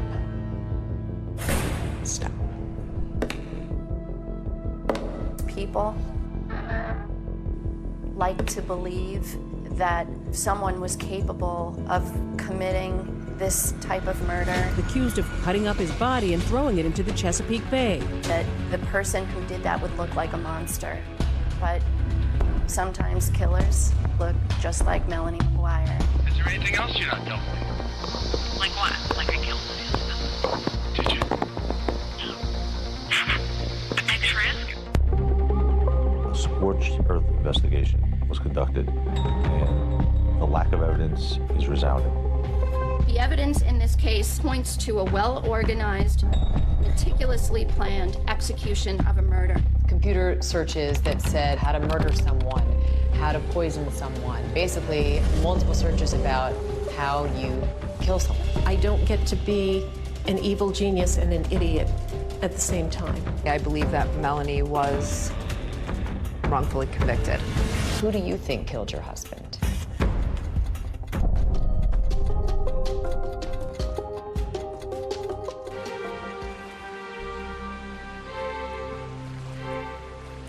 Melanie Maguire, once a married mother to 2 little boys and a fertility nurse, is today a 47-year-old inmate at the Edna Mann Correctional Facility in Clinton, New Jersey. In here, guilt and innocence is irrelevant in day-to-day life. I have 6 numbers and a letter after my name, the same as the woman on one side of me and the same as the woman on the other side of me.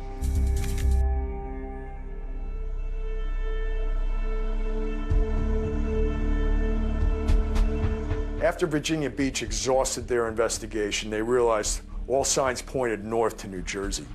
My name is Patty Prezioso. I was the lead investigator in the Melanie Maguire investigation and prosecution. Patty Prezioso was a very driven and highly successful Assistant Attorney General in New Jersey. You let the evidence guide you and you follow it until it's clear what happened. She was extremely competent, and it was obvious.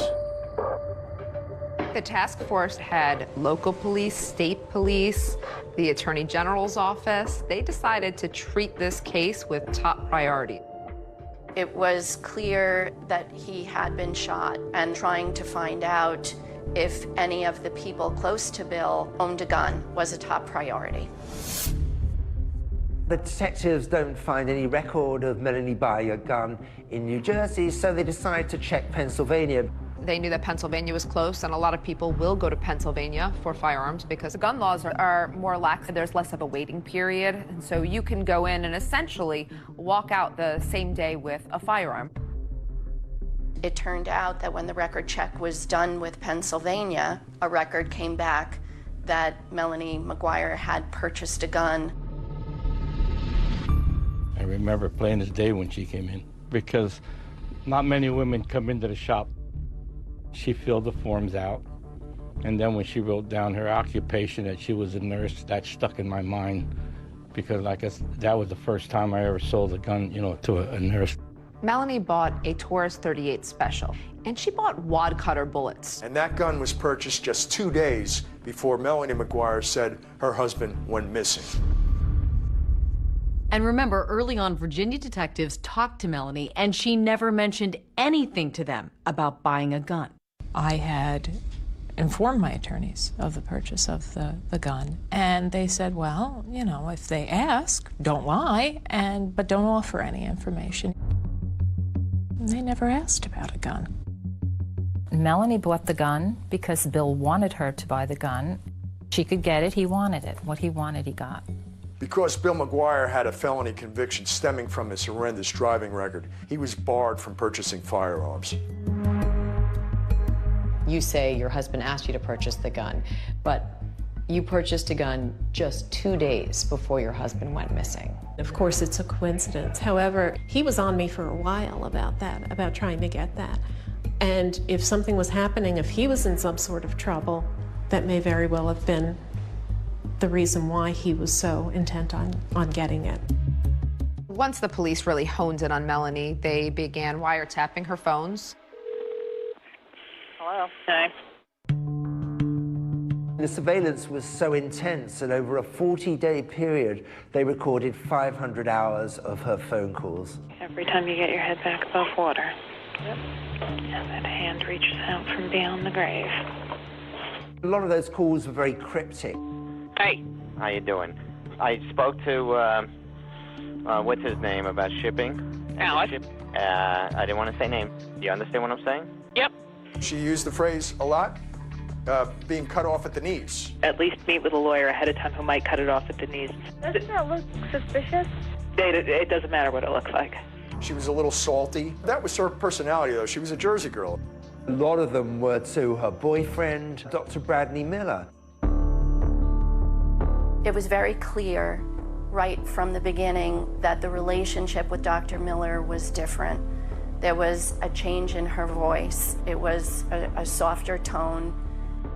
It's a eureka moment when they realize that she's having an affair because it provides motive. Dr. Miller also becomes a suspect. So one night when Dr. Miller was leaving work, he was going to his car. The detectives came out to confront him. Dr. Miller was adamant that he had nothing to do with any crime and he didn't know anything about this. And so I think the police said, well, prove it. You know, if you're willing to wear a wire, we'll believe you.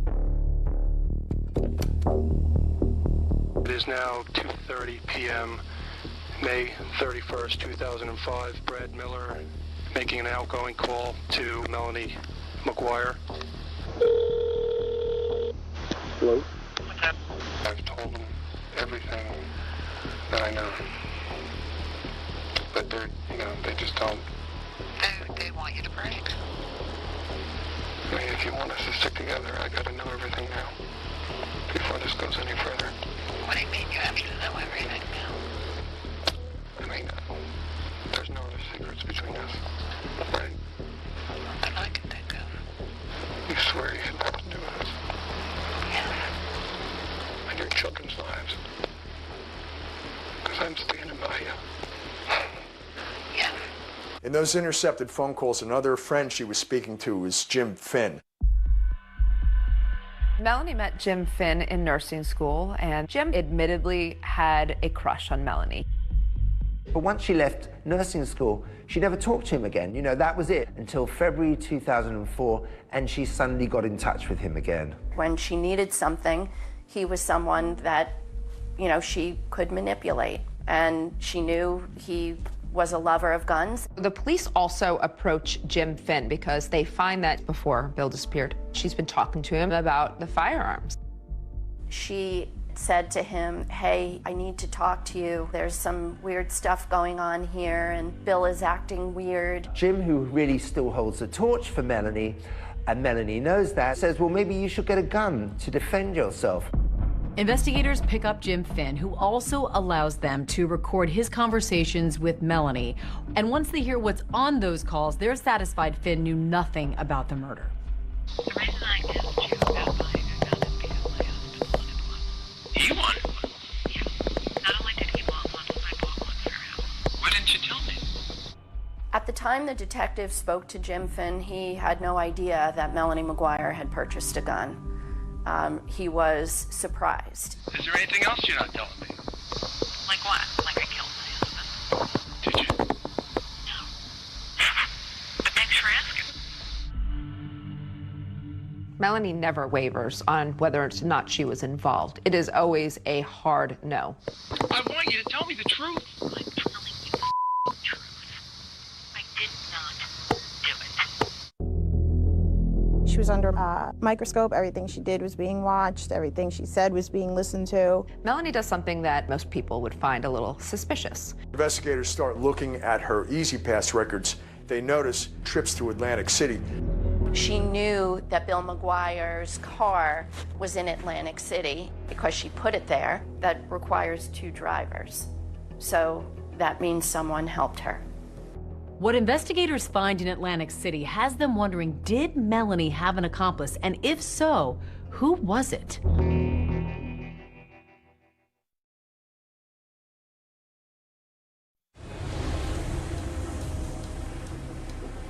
The next set of clues in the mystery of who killed Bill McGuire leads investigators to a 170-mile stretch of toll road, the Garden State Parkway. With Melanie now the prime suspect, detectives start pulling her records. They try to track her movements in the days around her husband's disappearance, and one of those is her E-ZPass statement. So when investigators start looking at her E-ZPass records, they notice that there were charges for 2 trips to Atlantic City. On April 30th, 2004, just 2 days after the fight Melanie said that she and Bill had, Melanie does something that is very odd and most people would find a little suspicious. I'm starting to become more actively angry at him. And I'm thinking, that son of a bitch, I know where he is. According to Melanie, she decides that he's probably in Atlantic City gambling, so she's going to drive down there and she's going to look for his car. Absolutely not rational, but get in the car and go down there. And I'm driving down, and I take the first pass on this highway, and I see a dark sedan. There's no way. There's no way. And lo and behold, there it is. Once Melanie spots Bill's car from the highway, she decides she's going to move his car. Melanie says in the past, when they're angry at each other, it's a way of messing with each other, I guess you could say. Pull off onto a little side street, and I parked my car, and it was like Mission Impossible. Scooted up to the car, got in, started it, and drove away. And where'd you put it? What I believe to be the Flamingo Hotel. What Melanie said was, I was going to move his car to the seediest part of town, the most annoying for him to find.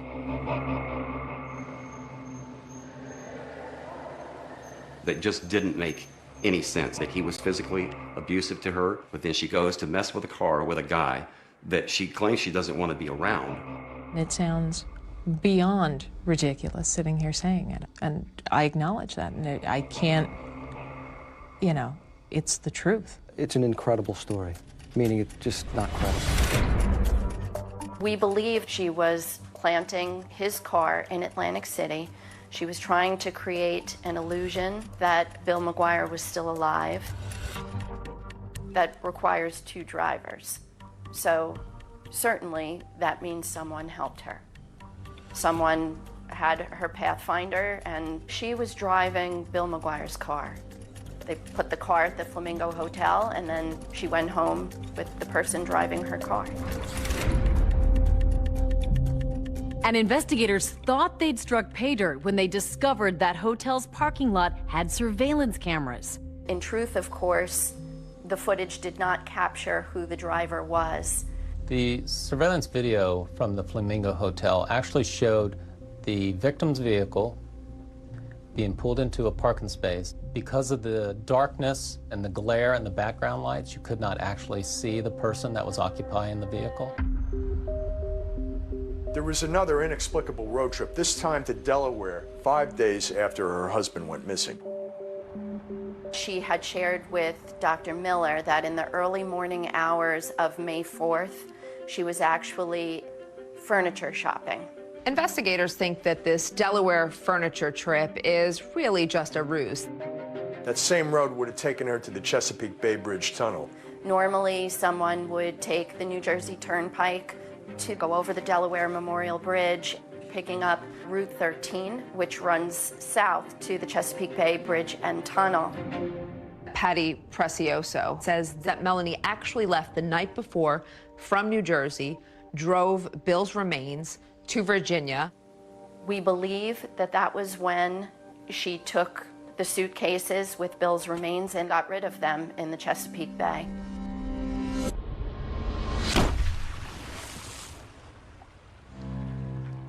And the first suitcase turned up the very next day. But of course, Melanie thinks this theory is preposterous. Virginia Beach is another 450 miles from Delaware. So, I mean, you're talking about hours, and there just isn't enough time. And why was she driving all the way down to Chesapeake with the body parts in the car, thinking, I'm not going to get stopped, I'm not going to break down? What a chance that is. You know, I mean, you can't stop on a bridge and open a window and throw 3 suitcases out.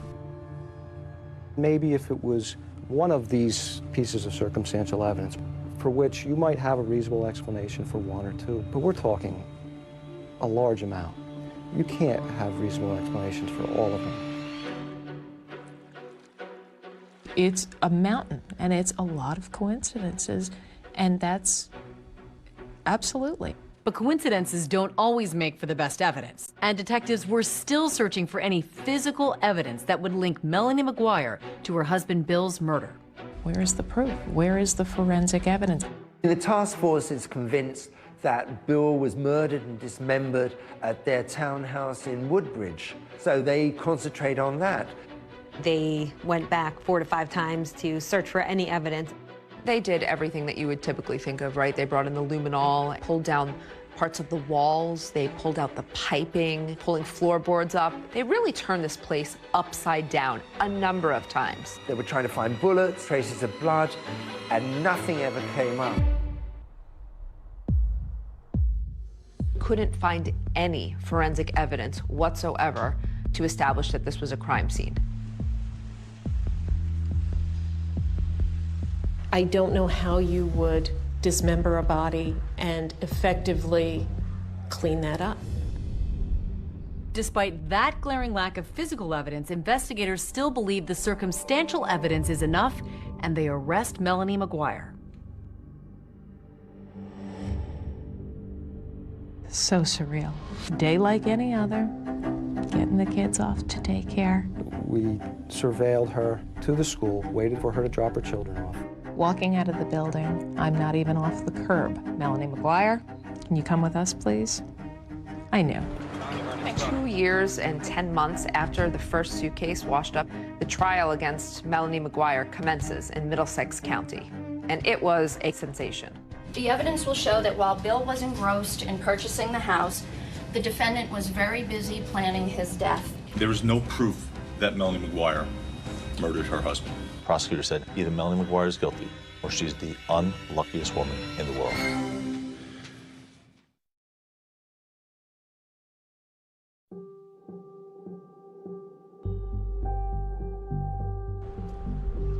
On Monday, March 5th, 2007, 2 years and 10 months after the first suitcase had washed up in the Chesapeake Bay, Melanie McGuire went on trial for her husband's first-degree murder. This was a case that had garnered a lot of media attention in New Jersey. It had all the elements that it was going to be a salacious trial. The judge let us know that the trial was going to be televised. Let's bring a couple of experts into the conversation to help us sort through yesterday's evidence. It made people act differently. I think Melanie loved the idea that she was the center of attention. She seemed very relaxed, much more relaxed than I would have been. It was a double-edged sword, because if she sat there, you know, more stoic, she looked nasty or she looked mean. And then when she was being more upbeat and talking to people, oh, well, you know, she's joking around at her own trial. There was nothing she could do that wasn't going to be criticized. By the time Melanie McGuire gets to trial, she's hired Stephen Tirano and Joe Tacopina to represent her. Joe Tacopina was a high-profile celebrity attorney. Joe Tacopina. Joe Tacopina. Joining me now, Joe Tacopina. He's the attorney for Alex Rodriguez. He feels just as comfortable in front of a TV camera as in front of a jury. A scorched earth investigation was conducted, and the lack of evidence is resounding. The evidence in this case points to a well-organized, meticulously planned execution of a murder. Is that a fair description of you? Were you somebody, if you were going to do something, you were going to do it all the way? Correct. And I would counter that argument with, if that's the case, then I would have been sure to not include blankets that could be traced to me, my own luggage. I don't get to be an evil genius and an idiot at the same time. They're not going to be able to tell you where William McGuire was killed, how he was killed, when he was killed. The defense were really trying to play to the jury that Bill was a major gambler and he may have owed thousands and thousands of dollars. He was a big gambler because he gambled beyond his means. When you have money out on the street and you're behind and you're not making payments, you know what happens? You get shot here and you get shot here. As prosecutors start laying out what they believe Melanie McGuire did to Bill, it all starts with something they found in his car after it was processed in Atlantic City. When investigators first recovered Bill's car, they found a bottle of chloral hydrate, a red liquid, and also a syringe in it. State's Exhibit 983. Do you recognize that? Yes, that's the vial we dispensed the liquid in. Chloral hydrate is, have you ever heard the term slip somebody a Mickey? It's the Mickey. It's what it is, it's almost like a knockout drug.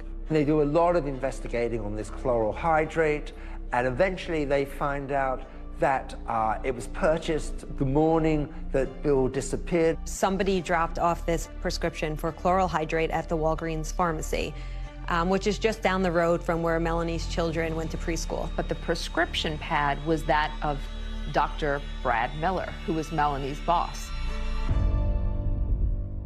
So the light bulb goes off and they're thinking right away, clearly Melanie had access to this prescription pad. She used it, she filled it. Chloral hydrate was necessary for this defendant to have control, and even more importantly, it was necessary to her that Bill McGuire had no control.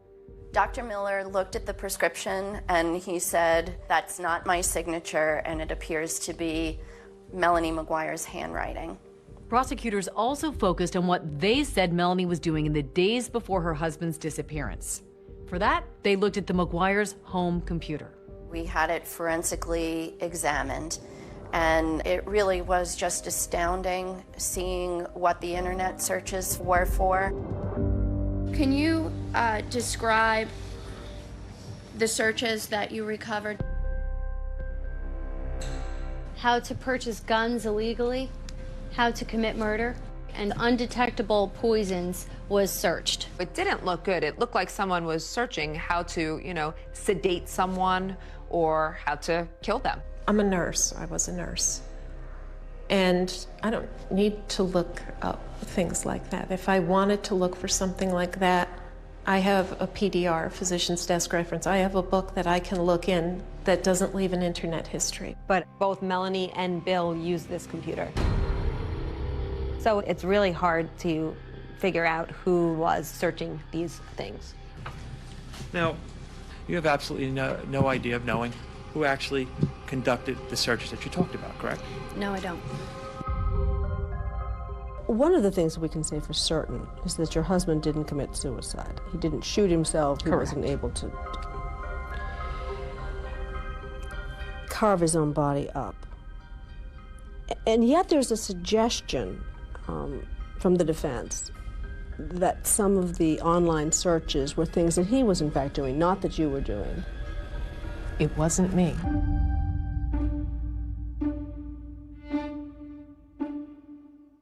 Although investigators found no physical evidence in the McGuire's home, they did find something significant in Bill McGuire's car. After Bill's car was recovered in Atlantic City, our criminalist was able to locate several pieces of small flesh.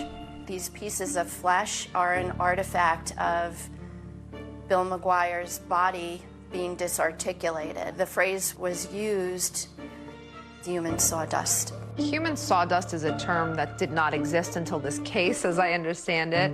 I found particles that, to me, look like it could be possibly human tissue.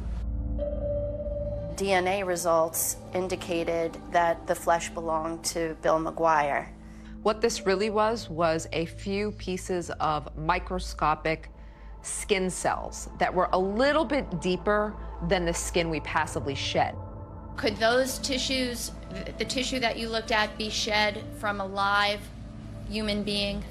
It cannot be shed from a live human being. It's not a typical shedding process at all. Their theory was that this nurse, who was kind of so meticulous, had somehow just forgotten to wipe the bottom of her shoes, that she accidentally tracked these human sawdust particles of Bill's body from the house to the car. Thank you, Your Honor. There were 81 witnesses in 7 weeks. Good morning, Dr. Miller. Good morning.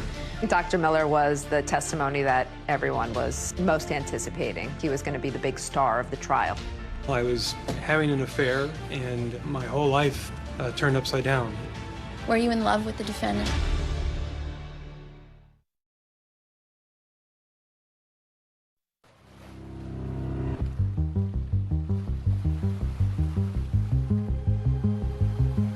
Do you want to call your next witness, please? Yes, Your Honor. The state calls Dr. Bradley Miller. The most anticipated day of this trial is when the man whom Melanie McGuire had a 3-year affair with, Dr. Bradley Miller, took the stand. Everybody knew that that was the prosecution's star witness, and the court was filled. And when you saw him, what was your feeling? How could you? How could you? Dr. Miller was in a very difficult spot. He and his family had gone through a very difficult time, and it was just made clear to him, just take a deep breath and make sure you tell the absolute truth. Can you describe to the jury what was your relationship with her? We worked together. She was an excellent nurse. She took very good care of the patients. They all loved her. Sir, did there come a time when your relationship with Miss McGuire got more intimate? Yes, it did. It was towards the end of her second pregnancy. She was about 38 weeks pregnant. And before she went on maternity leave, we had oral sex in the office. So not proud of that. It has to be pretty hard to hear it come out in court. Hard for me to hear it, hard for me to think, oh my God, my parents are hearing this, my 84-year-old grandmother is hearing this. Were you in love with the defendant? Yes, I was. Had the two of you discussed future plans together? Yes, we were hoping to be together in the future. If we do make it through this, I'll just have to take whatever money I can get and get away. With Dr. Miller on the stand, prosecutors were able to score some points because there were certain things that Melanie never told Dr. Miller. Did the defendant ever tell you that she purchased a gun? No, ma'am. I had no knowledge of her purchasing a gun, no. Did the defendant ever tell you that she went to Atlantic City and parked her husband Bill's car at the Flamingo Hotel? No, she did not. Did there come a time when the defendant shared with you that she had done that? Yes, and I asked her, well, why didn't you tell me this sooner? And she told me that she didn't want me to be upset that she's going back to find Bill, to bring him back, and rekindle the relationship. We looked very closely at Dr. Miller. There was no evidence connecting him with this crime.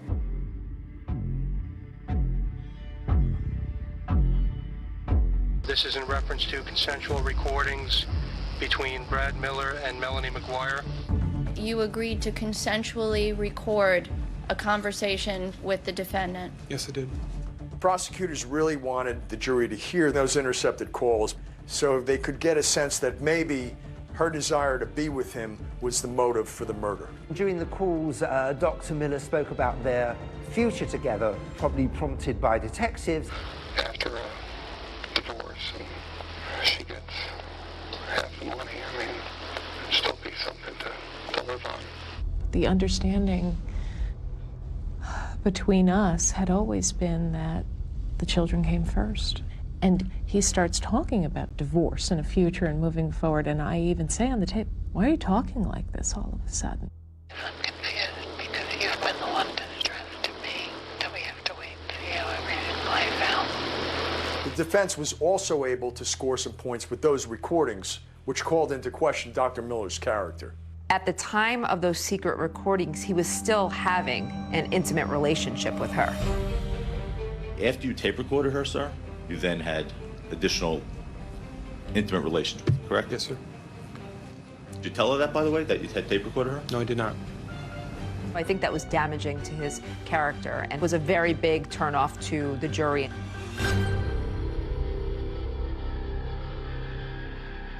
Have you ever had contact again with Dr. Brad Miller?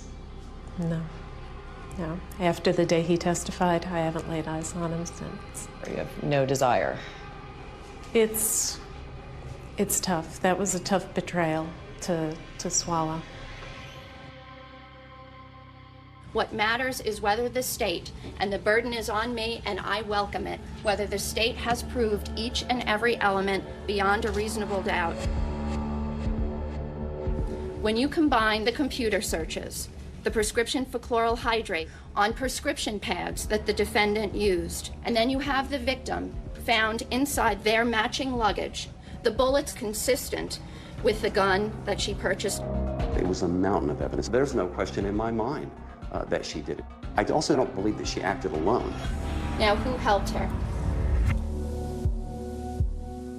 Paddy Precioso told the jury that there was a very, very good chance that Melanie had an accomplice. Although he was never charged, investigators took a hard look at Melanie's stepfather, Michael Caporero. The prosecutor needed somebody, so they focused in on me. Anything they wanted, we gave them. We gave them DNA, we gave them hair samples. I had nothing to do with anything involving that crime. You don't need the precise when. You don't need the precise where. You don't have to find that she pulled the trigger. You don't have to find that she had hands-on physically in regards to his death. Well, boy, that leaves a lot of speculation out there for the jury. You can't guess someone into prison for the rest of their life. The jury goes into deliberation, and Melanie and her family are waiting on pins and needles. I was very concerned. I think we all as people like to believe that if someone was capable of committing this type of murder, that the person who did that would look like a monster. But sometimes killers look just like Melanie McGuire. The day the verdict was read, the atmosphere in the courtroom was just electric. Has the jury reached a verdict in this case? Yes, Your Honor. How do you find us to the count of the indictment charging Melanie McGuire with the murder of William McGuire? Guilty. I just remember seeing her collapse. I remember grabbing Joe's arm, and I remember feeling my legs just kind of go out from under me. She's alternating between, I didn't do it. It's just beginning for us now. We'll never give up. We will never, ever give up for her until the truth comes out. On direct appeal, we examine the murder conviction of Melanie McGuire. This is a prepaid call from Melanie McGuire, an inmate at Edna Mahan Correctional Facility.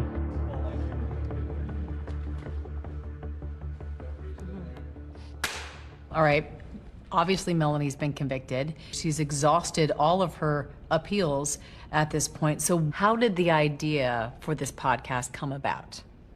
Melanie McGuire was looking to speak with someone about her story because she had done really poorly in the court system, and I think she was frustrated. And after visiting with her the first time, I was like, this is a story. This is important.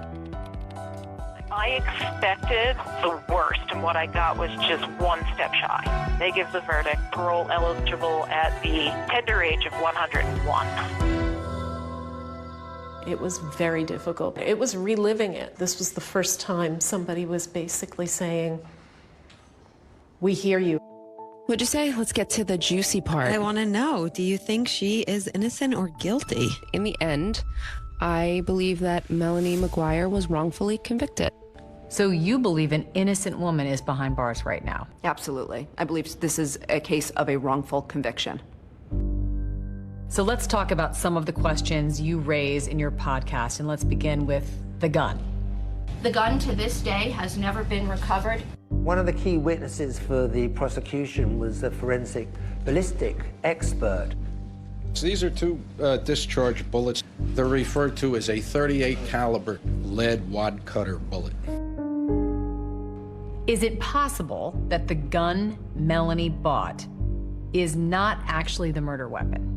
I think it's probable. No one plugged the serial number of my gun into a website to find out what the specifications were.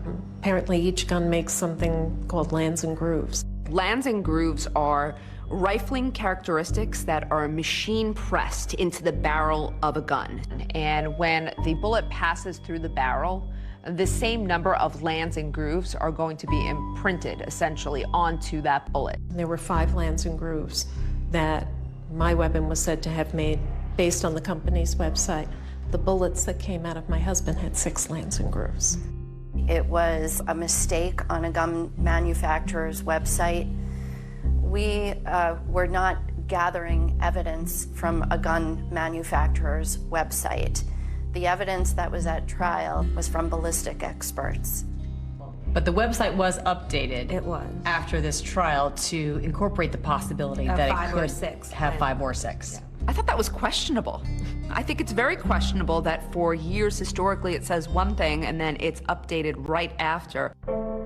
Let's talk about the garbage bags. The prosecution had an expert that said that the garbage bag in which Bill's body was found in was consistent with the garbage bags that came from Melanie's apartment.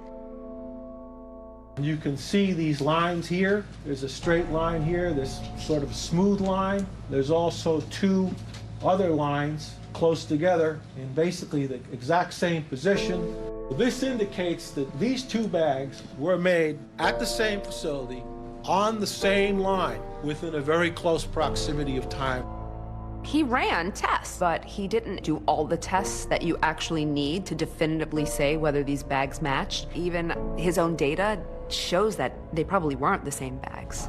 Well, there are always other tests that can be done in any analysis. Based on the testing we had conducted and the results that I observed, I felt competent at that time to conclude that the bags were produced during the same run.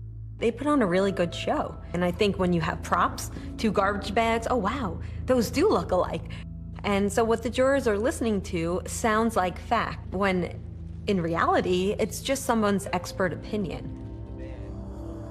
There is something else that's significant that you think the jury should have heard more about that was found inside those suitcases. If you look through the lab reports, page upon page upon page, white hair, brown hair, black hair, animal hair. I think that's indicative that there was animal hair where the dismemberment took place of Bill's body. You mentioned that you found some animal hairs. Did you find anything that you considered of evidential value?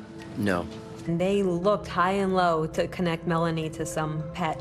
And once they found that there was no way to connect Melanie to these pet hairs, it became not of evidentiary value. Why is that? Simply because they don't match your suspects? Those hairs should have been tested because that's a huge question mark. Melanie did not incapacitate, shoot, use a saw to dismember her husband. You know how hard it is to cut through bone? It is physically exhausting. And also, if the crime scene didn't happen there and she's home with her children all night, where is this happening? There are just too many holes in this story. In this case, with the mountain of evidence against her and a very complex plan, I submit to you it's amazing we know as much as we do. This was a murder trial.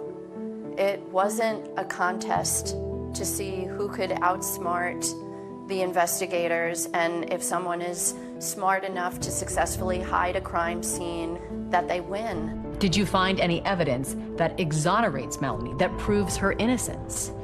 I wish we did. I had hoped we would. I still think that we might get a tip in that direction. What do you say to the people at home who watch this and say, how dare she talk from prison and bring this all back up again? Enough pain has already befallen her husband's family, her own sons. There's a murderer walking around. Even if we discount what's happened to me, the killer is out there. And it's not me. She had about as good a counsel as money could buy. She certainly had a fair and impartial jury. The fact of the matter is sometimes the evidence is such that your attorneys, no matter what you can pay them, they simply cannot overcome what you've done. So she can say whatever she wants. She's a liar and she's a killer. Today your boys are young men? They are. Is there anything you'd want to say to them?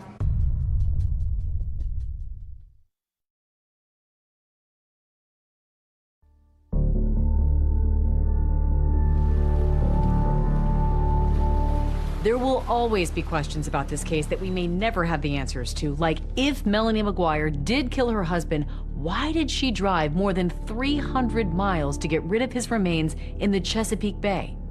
His friend John Rice has a theory. Bill did want to move down here onto Virginia Beach. After a time, he gave up on that idea. So it almost seemed like a vindictive thing on her part to drive him down. Oh, you want to go to Virginia Beach? Here you go. Why was it important for you to tell this story on your podcast? A lot of people who are convicted, they'll go through the appeals process, but they won't prevail. If we can investigate this, provide any type of assistance, we're possibly remedying some of the harshest parts of our system. There are times when podcasts and media can shine a light where what the government did was not right. This is not one of those cases. A 39-year-old man lost his life before he got to see his children grow up. You have 2 little kids. Yep. That's the hardest part. Knowing that when I see my children, when I hug them goodbye, it could be the last time. Ultimately, the courts would award custody to Bill's sister, Cindy Lagoche. Melanie has had no contact with them. Today your boys are young men? They are. Is there anything you'd want to say to them? Make up your own mind. Don't accept what you're just being told on the surface. Dig. What is your level of hope that one day you might walk out of here? I'm terrified to hope, because to have it thwarted in here, it's absolutely soul-crushing. Bill McGuire was the father of 2 small children. He was a brother, he was a friend, and his life got cut short. I think Bill deserves to be remembered as a fantastic friend, a dad who loved his boys. He didn't deserve this. Nobody deserves that. No one.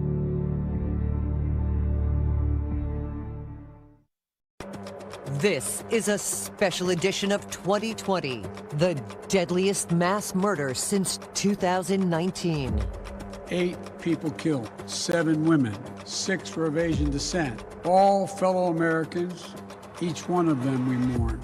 Fear, brutal assaults, and hate, all in the shadow of a pandemic. The shootings took place as violent hate crimes and discrimination against Asian Americans has risen dramatically over the last year and more. Why is this happening? And what's being done to stop it? What happens right now and over the course of the coming months will send a message for generations to come as to whether we matter.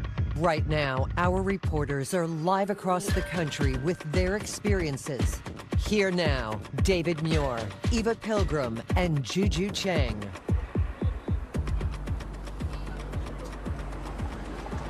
Good evening and welcome to a special edition of 2020, Murder in Atlanta. We come on the air tonight with a nation angry, on edge, and grieving over the wave of attacks against Asian Americans here in the U.S.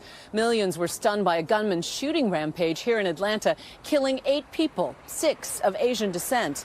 Tonight we are learning more about those 8 victims. And Juju, we were all watching as President Biden and Vice President Harris came before the cameras in Atlanta late today after meeting with Asian American leaders, community leaders, in the wake of the shootings. The president calling the meetings heart-wrenching. The president addressing the skyrocketing spike in attacks against Asians in the U.S., calling it a year of living in fear.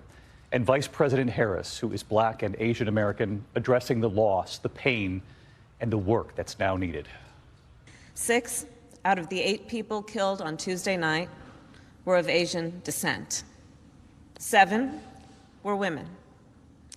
The shootings took place in businesses owned by Asian Americans. The shootings took place as violent hate crimes and discrimination against Asian Americans has risen dramatically over the last year and more. Well, whatever the motivation, we know this. Too many Asian Americans have been walking up and down the streets and worrying, waking up each morning the past year feeling their safety and the safety of their loved ones are at stake. This week's shooting rampage in Atlanta is the deadliest mass shooting in the U.S. in nearly 2 years. We have covered so many of these tragedies, each making a powerful impact on American lives. School children in Parkland and Newtown, concert goers in Las Vegas. And Eva, in Atlanta this week, of course, the horrific shootings force a nation to address questions of racism, sexism, and the destructive power of words along the way. And so we begin tonight back at the scene in Atlanta. And Juju. David, this nightmare chain of events began unfolding in the Atlanta area on Tuesday night. The gunman opening fire at one business, driving 30 miles to target victims at 2 other businesses, including here at Gold Spa behind me. Authorities say he had been to these establishments before. And for police, it was a race against time to catch the shooter before he could kill again. On a damp and dreary afternoon, terror and horror seizes the Atlanta area as a lone assailant launches an hours-long shooting rampage across multiple Asian-owned spas. Some guy came in and took the gun, so everybody heard the gunshot. We do not have a witness that actually is alive right now that can tell us who shot him. 21-year-old Robert Aaron Long arrives at Young's Asian Massage Parlor in Ackworth, Georgia, 45 minutes north of the city. The man allegedly sits in his car for almost an hour. Then around 4:50, he enters Young's and opens fire.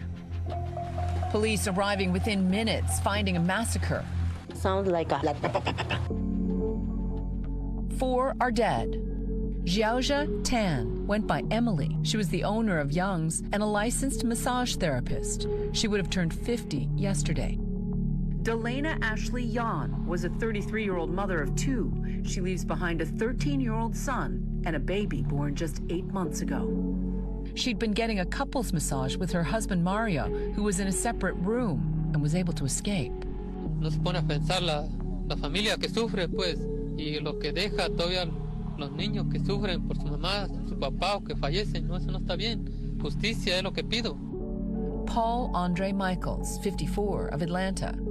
Daoya Feng, 44, whose address wasn't immediately known.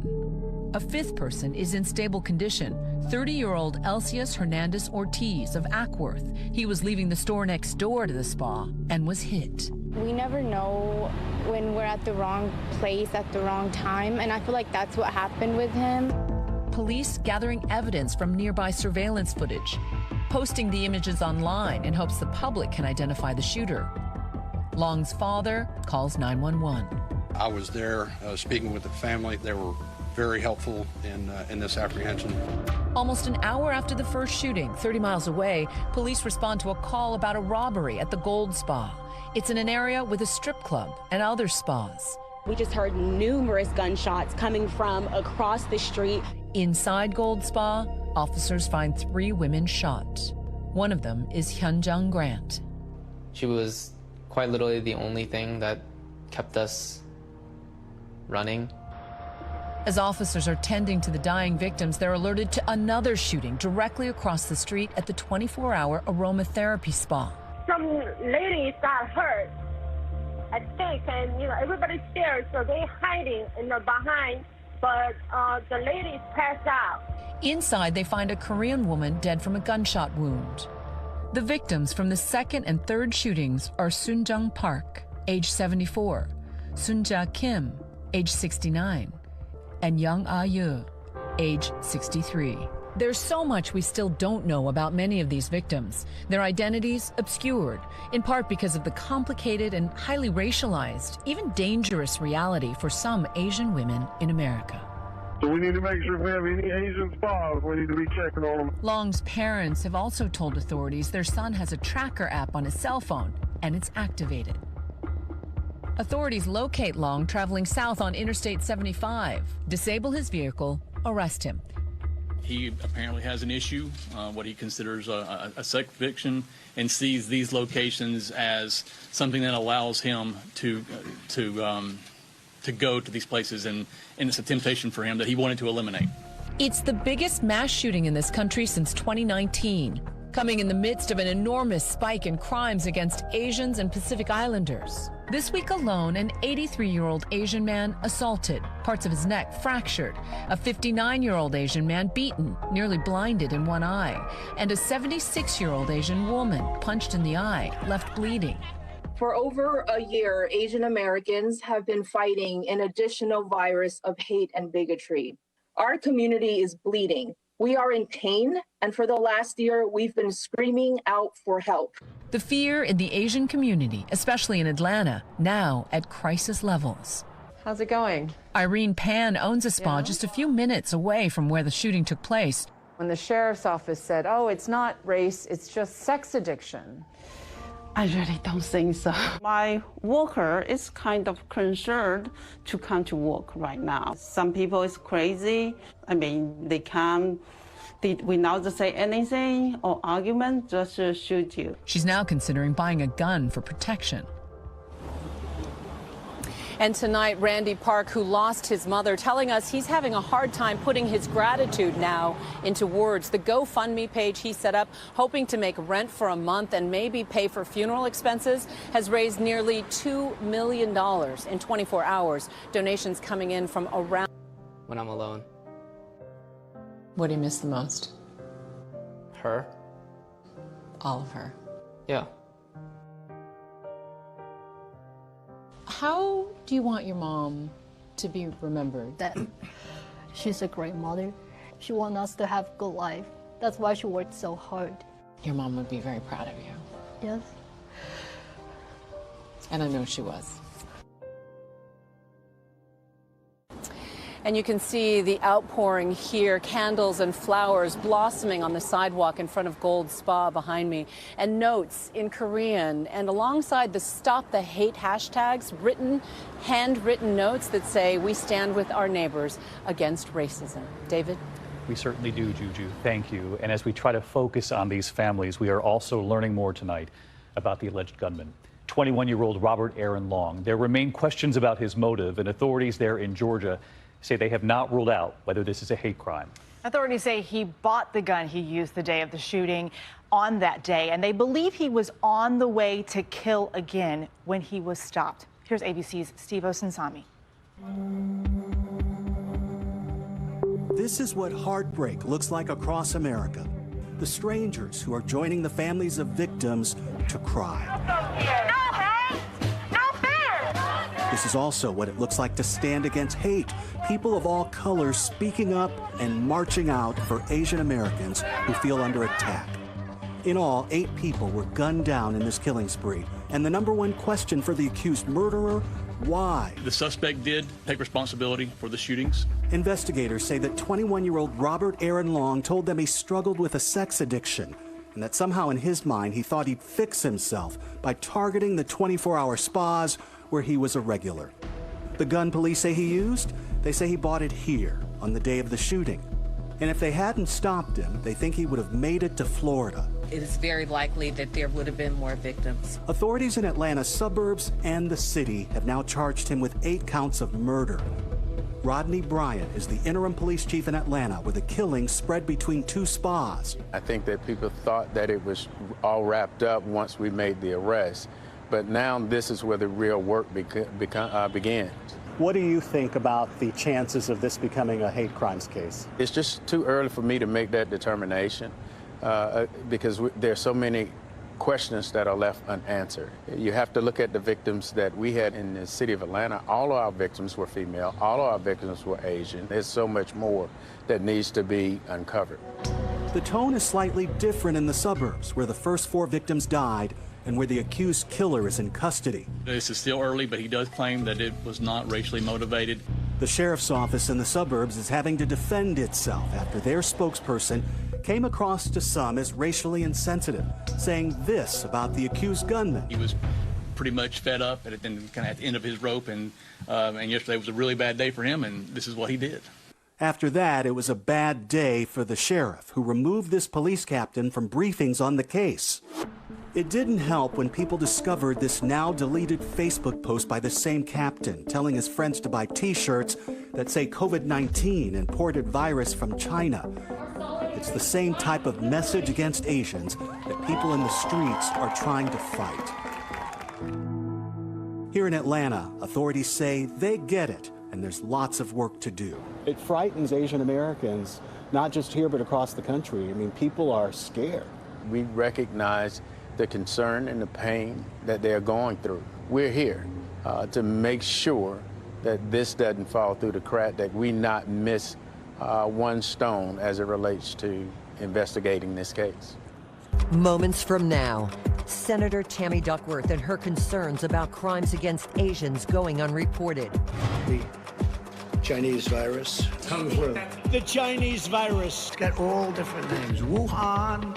How his racist words are linked to violence against the Asian community. Then, the on-court experience that made basketball star Jeremy Lin speak out.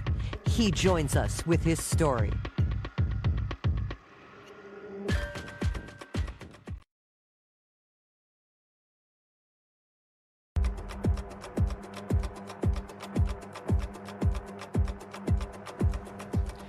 Welcome back to this special edition of 2020. There were powerful and raw moments on Capitol Hill late this week. Testimony about the rise in hate crimes and discrimination against Asian Americans. Illinois Senator Tammy Duckworth adding her voice to so many others, demanding action when it comes to crimes against Asian Americans, most often going underreported in this country, and the destructive power of words used over the past year during this pandemic. I asked Senator Duckworth about all of this just a short time ago.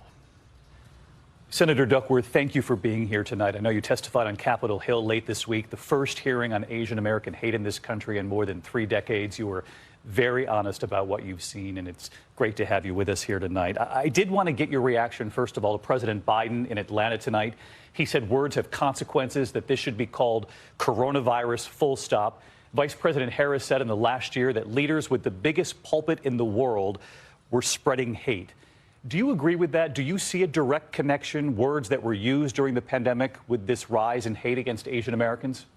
Yes, I do see a direct link between the, these hateful terms that President Trump has used and many of his supporters have used to call the coronavirus. And really, it's just this further effort to scapegoat and shift the blame away from his own failures onto the Asian American community. But unfortunately, it has grown into an all-out attack on Asian Americans across this country, and that's just simply not acceptable. You have called for formal investigations into crimes against Asian Americans in this country that you say go underreported and have for many years. You heard what the FBI director said, Christopher Wray, in the last 24 hours, that what we saw in Atlanta this week, he said that it does not appear the motive to be racially motivated. Do you agree with him on that point? Is this bigger than that? I think it's too soon to know exactly what the motivation was in Atlanta. I will tell you, though, that the issue is much bigger than the shootings in Atlanta. We have seen that race crimes, hate crimes against Asian Americans have risen by over 150% in the last year alone in our major cities. I wonder if you took note that we heard from both President Biden and Vice President Harris that whatever the motivation, they seem to put that right to the side today in addressing the American people, that this is bigger than that we must acknowledge that Asian Americans over the last year in particular, the president said, wake up in fear of verbal attacks. It talked about the attacks on Asian Americans, both verbally and that some have been physically attacked, have been killed, that this is real, and that regardless of what we've seen just this week in Atlanta, and however this is labeled by the local authorities ultimately, that we must have a bigger picture here about what's going on. Very much so. I think both the president and the vice president were right on point there to say that this is a bigger trend in the nation and that we have to stop it. And as leaders, we must make it clear that race crimes and hate crimes against AAPIs are not acceptable. They're not acceptable against anyone, but that there is a real problem here where an entire community of Americans have been targeted and scapegoated. And I think that's a key word there that the president used, scapegoating, because that's exactly what has happened to Asian Americans throughout our nation's history. I'm curious, Senator, we heard from that brave son here. He and his brother left without their mother, Hyun Jung Grant. His name is Randy. He penned a letter about his mom saying she is a single mother who dedicated her whole life to providing for my brother and I. She was one of my best friends, he said, and the strongest influence on who we are today. I'm curious, how do people watching who feel for that son, who feel for all of these families here, and who want the hate to stop, and are wondering at home tonight, what can I do as a lone American? What would you say to them? What I would say to them is stand up and speak out when you see instances of racism happening. You have to call out bad behavior instead of turning the other way. We've had Asian Americans attacked in public places and no one comes to their aid. No one comes to their rescue. It happens on a daily basis. Somebody makes racist comments in a grocery store. My own mother, when she goes grocery shopping sometimes, has to endure racist comments, from other shoppers. And the people around them may hear but say nothing. So, every individual can make a difference. You can teach your children that these are racist terms and this is not acceptable. You can model the best behavior and call it out when you see it happening, because it's happening all over the country. Hopefully we've started that conversation here tonight. Senator Duckworth, thanks so much for taking the time for us. Thanks for having me on. Senator Duckworth with us tonight, making it very clear everyone has a role to play, and she really does believe that Americans are not powerless in this moment. And that we can all play a role to call it out and stand with our neighbors. Such an important message, David. And President Biden delivering that powerful message in Atlanta earlier tonight, that words have consequences, reiterating this is the coronavirus, full stop. President Biden saying the use of hate words and hateful acts must come to an end. Here's ABC's Zareen Shaw. Condemnation of the recent rash of anti-Asian violence from President Biden and Vice President Harris, the country's highest-ranking Asian American official. A harm against any one of us is a harm against all of us. Saying hateful words and deeds against fellow Americans must stop. We cannot be complicit. We have to speak out. We have to act. A call for action during the nationwide rise in COVID-fueled attacks on Asian Americans. Videos like this sparking outrage. The senseless death of 84-year-old Thai immigrant Vichar Ratanapaukti, knocked to the ground while on his morning walk, spurring many to stand up against anti-Asian hate. Seeing these elderly Asians just being attacked viciously, I really was paralyzed. Actress Olivia Munn says her friend's mom was attacked, captured by surveillance cameras.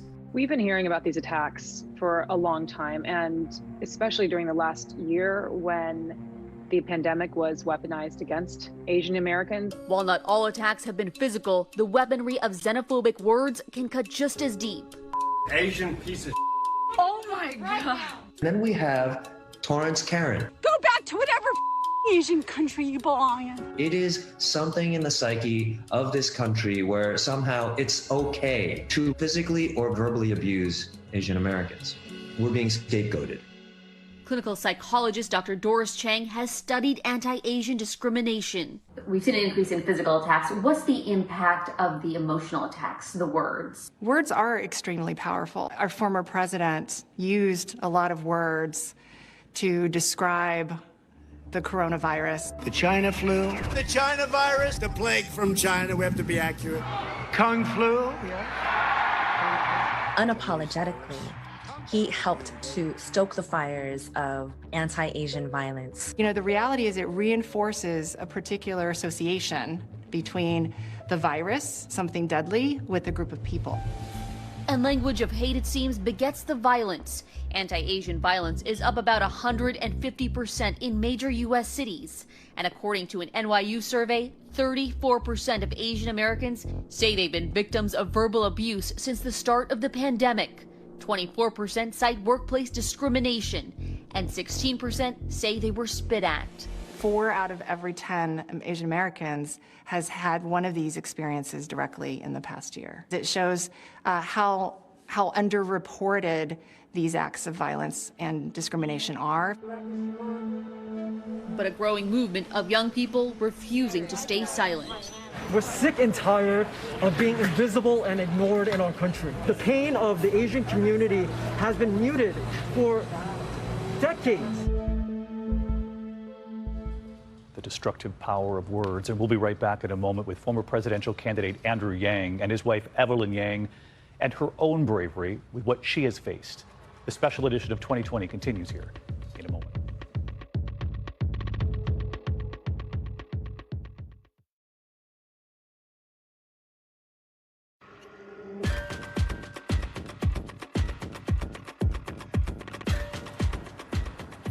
And welcome back to our 2020 special, Murder in Atlanta. Former presidential candidate and current New York mayoral candidate Andrew Yang is also addressing the mass shooting in Atlanta and the rise in Asian American attacks across the country. His wife Evelyn today tweeting about the intersection of race, misogyny, and rape culture and the backlash she faced when revealing her own sexual assault. Evelyn and Andrew Yang joining us now. And Evelyn, thank you both for being here, but I want to start with you, if I may. You recently tweeted that the fetishizing of Asian women is real, and you've spoken out as a survivor yourself. Why is this such an important topic for you? Well, thank you, Gigi. Thanks for having us today. You know, the shooter targeted Asian American women, and of course hits very close to home. You know, when I came forward about being sexually assaulted by my doctor last year, I was not expecting the racial element that I experienced, but I wasn't surprised. You know, I got some comments that were racially charged, like you wanted his egg roll, and things, other comments that were honestly much worse than that I can't even speak. And I think that the problem here is this stereotyping of Asian women that is harmful because it implies fault on the part of the victim. So Asian women are either too submissive and too much pushed over that we somehow let it happen, or that we're hypersexualized and we were asking for it. You know, these are two just very toxic, obviously, elements to these stereotypes, but they're also barriers to Asian women coming forward about sexual assault when, you know, culturally, it's also less likely that Asian American women come forward to begin with. And I think when you look at... Right. I know you both have fought against the cultural tendency towards silence. Andrew, you have been such a staunch ally for your wife throughout her ordeal. How can men be allies in this fight? Well, men have to speak up when we see something in terms of misogyny or mistreatment of women, and certainly if there's a woman in our life that is being subject to some form of abuse or harassment. And I have to say that men are around other men, and we can do more. We have to be able to look out for the women in our lives and really the people in our community more than is happening in many environments right now. And yet, Evelyn, you also have spoken out about experiencing COVID racism firsthand. What did you mean by that? So I think like many Asians in the last year, we've experienced belittling just on the street. You know, my first brush with COVID-related racism was a comment by a woman who said something to me along the lines of, "Stay away from me, I don't want your diseases." And I think what was most disturbing about that encounter was that it was in broad daylight. She said it in front of her friend, like it was completely acceptable when it's not. Right. And I think that this speaks to the normalization of what's happening within our community, which is the dehumanization of Asian Americans. Right. And even Andrew, in the 10 seconds we have left, what can the Asian American community do to rally around this issue and stop the hate? The first thing we have to do is let people know that this is happening, this is real, it's getting stronger, it's getting more dangerous. And even now, Juju, a lot of these incidents are not reported. We have to change that. Thank you for being part of the change, Andrew and Evelyn Yang. Thanks for being with us. David? Juju, thank you, and to the Yangs. And when we come back tonight, Asian Americans from every corner of this country, in their own words, on the hurt caused by stereotypes and why we can no longer look the other way. And former NBA star Jeremy Lin speaking out and sometimes worrying he's saying too much. But the moment is here, and he's not about to stop now. We'll be right back.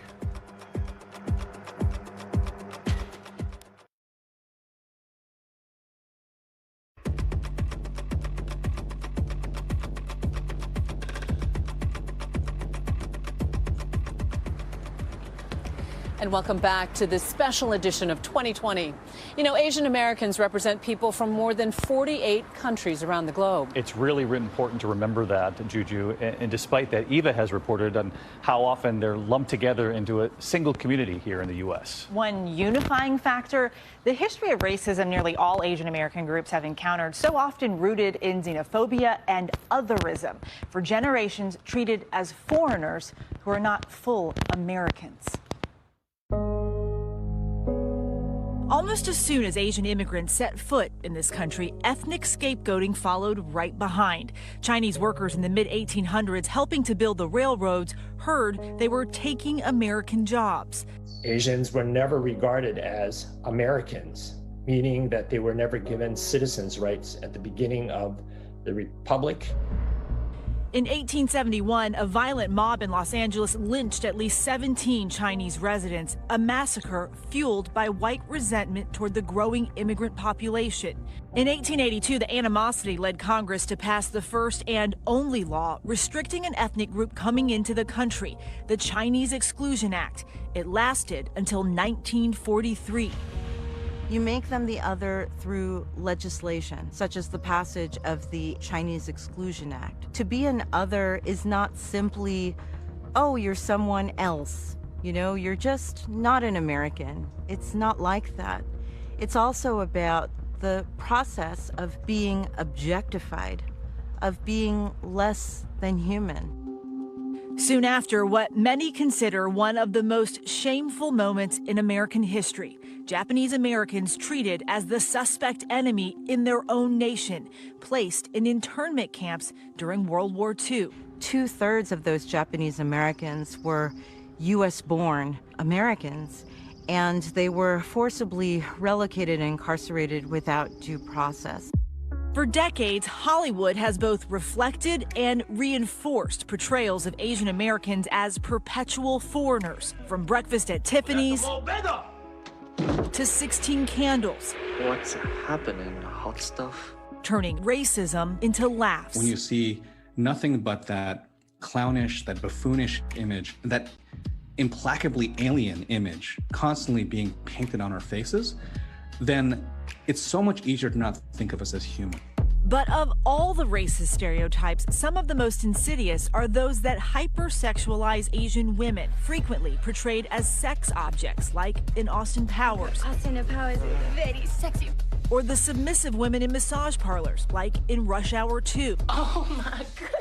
Asian women as the focus of the Western male gaze is nothing new, playing out in real life with the U.S. military in Asia fueling sex industries that exploited Asian women. But it's this scene from Full Metal Jacket that has permeated American culture like few others. Me love you long time. Those words used repeatedly in movies like The 40-Year-Old Virgin. Me love you long time. And TV shows like South Park. Me love you long time. Those are the lines that people remember, and it haunts us. Images have power. Stories have power. Activists say the toxic mix of racism and misogyny in these portrayals influence the way Asian women are treated in society. When you think of humans as objects and when you erase their humanity, then it is no surprise that our lives are seen as worthless. In this year of racial reckoning, AAPI activists say the attacks must end, and that starts with stamping out the underlying conditions of otherism and racism that feed violence. Racism and xenophobia are national problems. The only way to survive this pandemic, the only way to survive these violent attacks is to work together and recognize our common humanity. And so many voices have been speaking out about the spike in Asian American attacks. One of the most vocal, former NBA star Jeremy Lin. Jeremy Lin joins us now. And Jeremy, I know you started speaking out because something happened to you on the basketball court. Tell us about that. For me, I was just playing and was called coronavirus during a game. But, you know, I think that was just kind of a microcosm of everything that has been happening, the rhetoric from the previous administration. And again, a lot of these microaggressions or things that you guys have been talking about just now in the video, and it's starting to come out in different ways. And what I went through was just verbal. It was, you know, just a verbal thing. And I'm not saying that that's okay, but I'm saying what we're talking about and what we're seeing right now are physical acts of violence. We're seeing lives being taken, and it's not okay. And we cannot say nothing or do nothing. We must speak out, and that's what, you know, I plan on doing, and that's what, you know, a lot of other people are doing right now as well, which is encouraging. You've actually recently said that you worry that you're encouraging more hate by speaking out. Why is that? I mean, it's just human nature for me to think, man, am I making a difference? Am I helping things trend in the right direction? And for me, you know, I'm kind of thinking, as I've been monitoring everything, it seems like things are getting worse by the day, by the week, that there's more headlines, that there's getting more and more ridiculous acts of violence. And so sometimes I'm wondering, are these headlines enabling other people? Is, you know, me speaking out causing more hate and more division? And these are natural questions and that I'm wrestling with and thinking through. But at the same time, it's like, man, we're at a critical juncture. And I feel like it's really important to speak out and to say something and to stand up and to be a voice for some of the people who might not have that voice to be heard, which is really, really sad. So my question to you is, where do we go from here? There's so many stereotypes about Asian men. You're an athlete. We barely ever see Asian male athletes as public figures. How do we change that narrative? I think and I love the clip that you guys showed. We're able to see that as multi-generational and systemic, right? So this is not something that is going to change overnight, and this is not something that is going to happen easily. This is going back even to the railroad. If you look at the railroad, you know, Asians built 90% of it. And then when you think about the way that it was marketed, or the pictures at the very end, when they finally put the last pin in and they nailed it down and all this, and there's no Asians to be seen in the photographs and the media and the marketing. And then it goes from there, and you see the Exclusion Act, and and the Japanese internment camps and different things like that. This is a long, deep rooted issue. But what we can do right now is just to talk and bring awareness around it. And I think at the very least, if anything, by talking about it, more people will hear. There will be more accountability. And I think naming and having the issue be upfront in conversation is the start of it. And then it's going to be on policymakers and different, things going forward. But at the very least, that's where we can start right now. And Jeremy Lin, people just want to be seen. That is definitely the message. We appreciate you being here with us tonight. And David, he portrays such an important image for people to see that is so against the stereotypes that everyone has of Asian men. No, and I love that conversation. I mean, so brave and candid about the power of his own words, wondering if they'll have impact. And I hope that we can just tell them that they are, and they're more needed now than ever. That was really great, Eva. When we come back here tonight, the stories from all over this country, the attacks happening in big cities and in small towns, and our local ABC reporters are standing by with what they've witnessed in their own communities. This is powerful and eye-opening, and we'll be right back.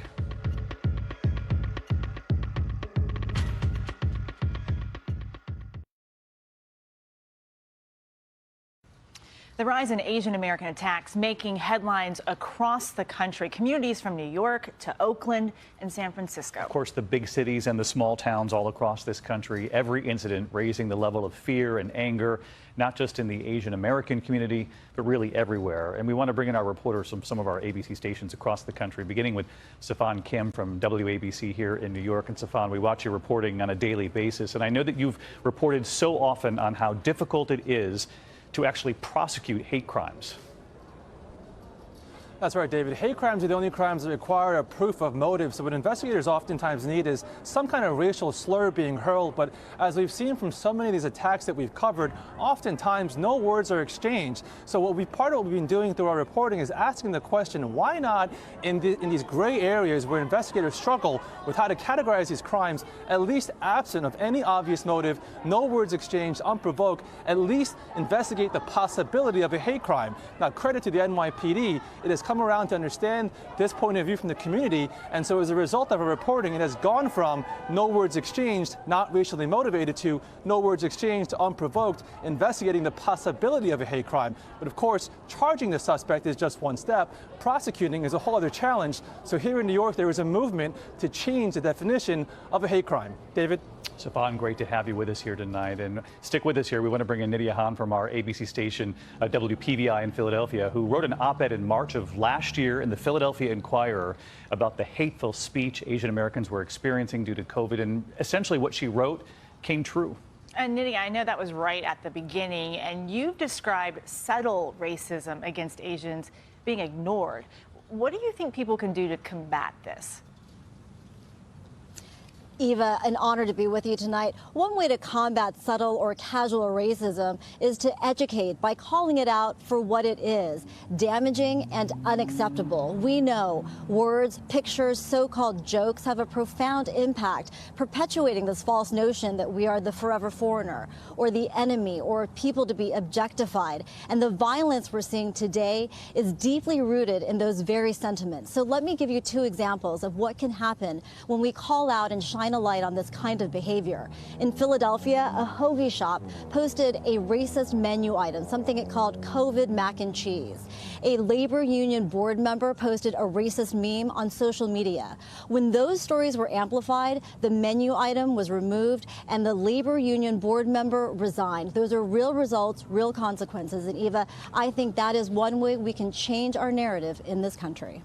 Nidia, there's power in speaking up, that is for sure. Thank you. And now we go to Dion Lim from our ABC station KGO in San Francisco. Dion has quite a reputation for digging the stories up there, and a lot of your reporting, Dion, I know has come about because victims have found you on social media. They've used direct messaging because that's where they feel safe enough to tell you about what's happening in your community. That's right, David. These are victims who are at the lowest points in their lives. They are petrified, and the last thing they want to do is report their crime because of a number of reasons. They're afraid because they don't think others will believe them, or two, maybe there'll be retaliation. So what they do is they go to social media where they can feel a connection with me and therefore share their story and be empowered. It's a very special thing, David. All right, Dion, thank you. And thank you at home for watching. This is just the beginning. From all of us here at ABC News, good night.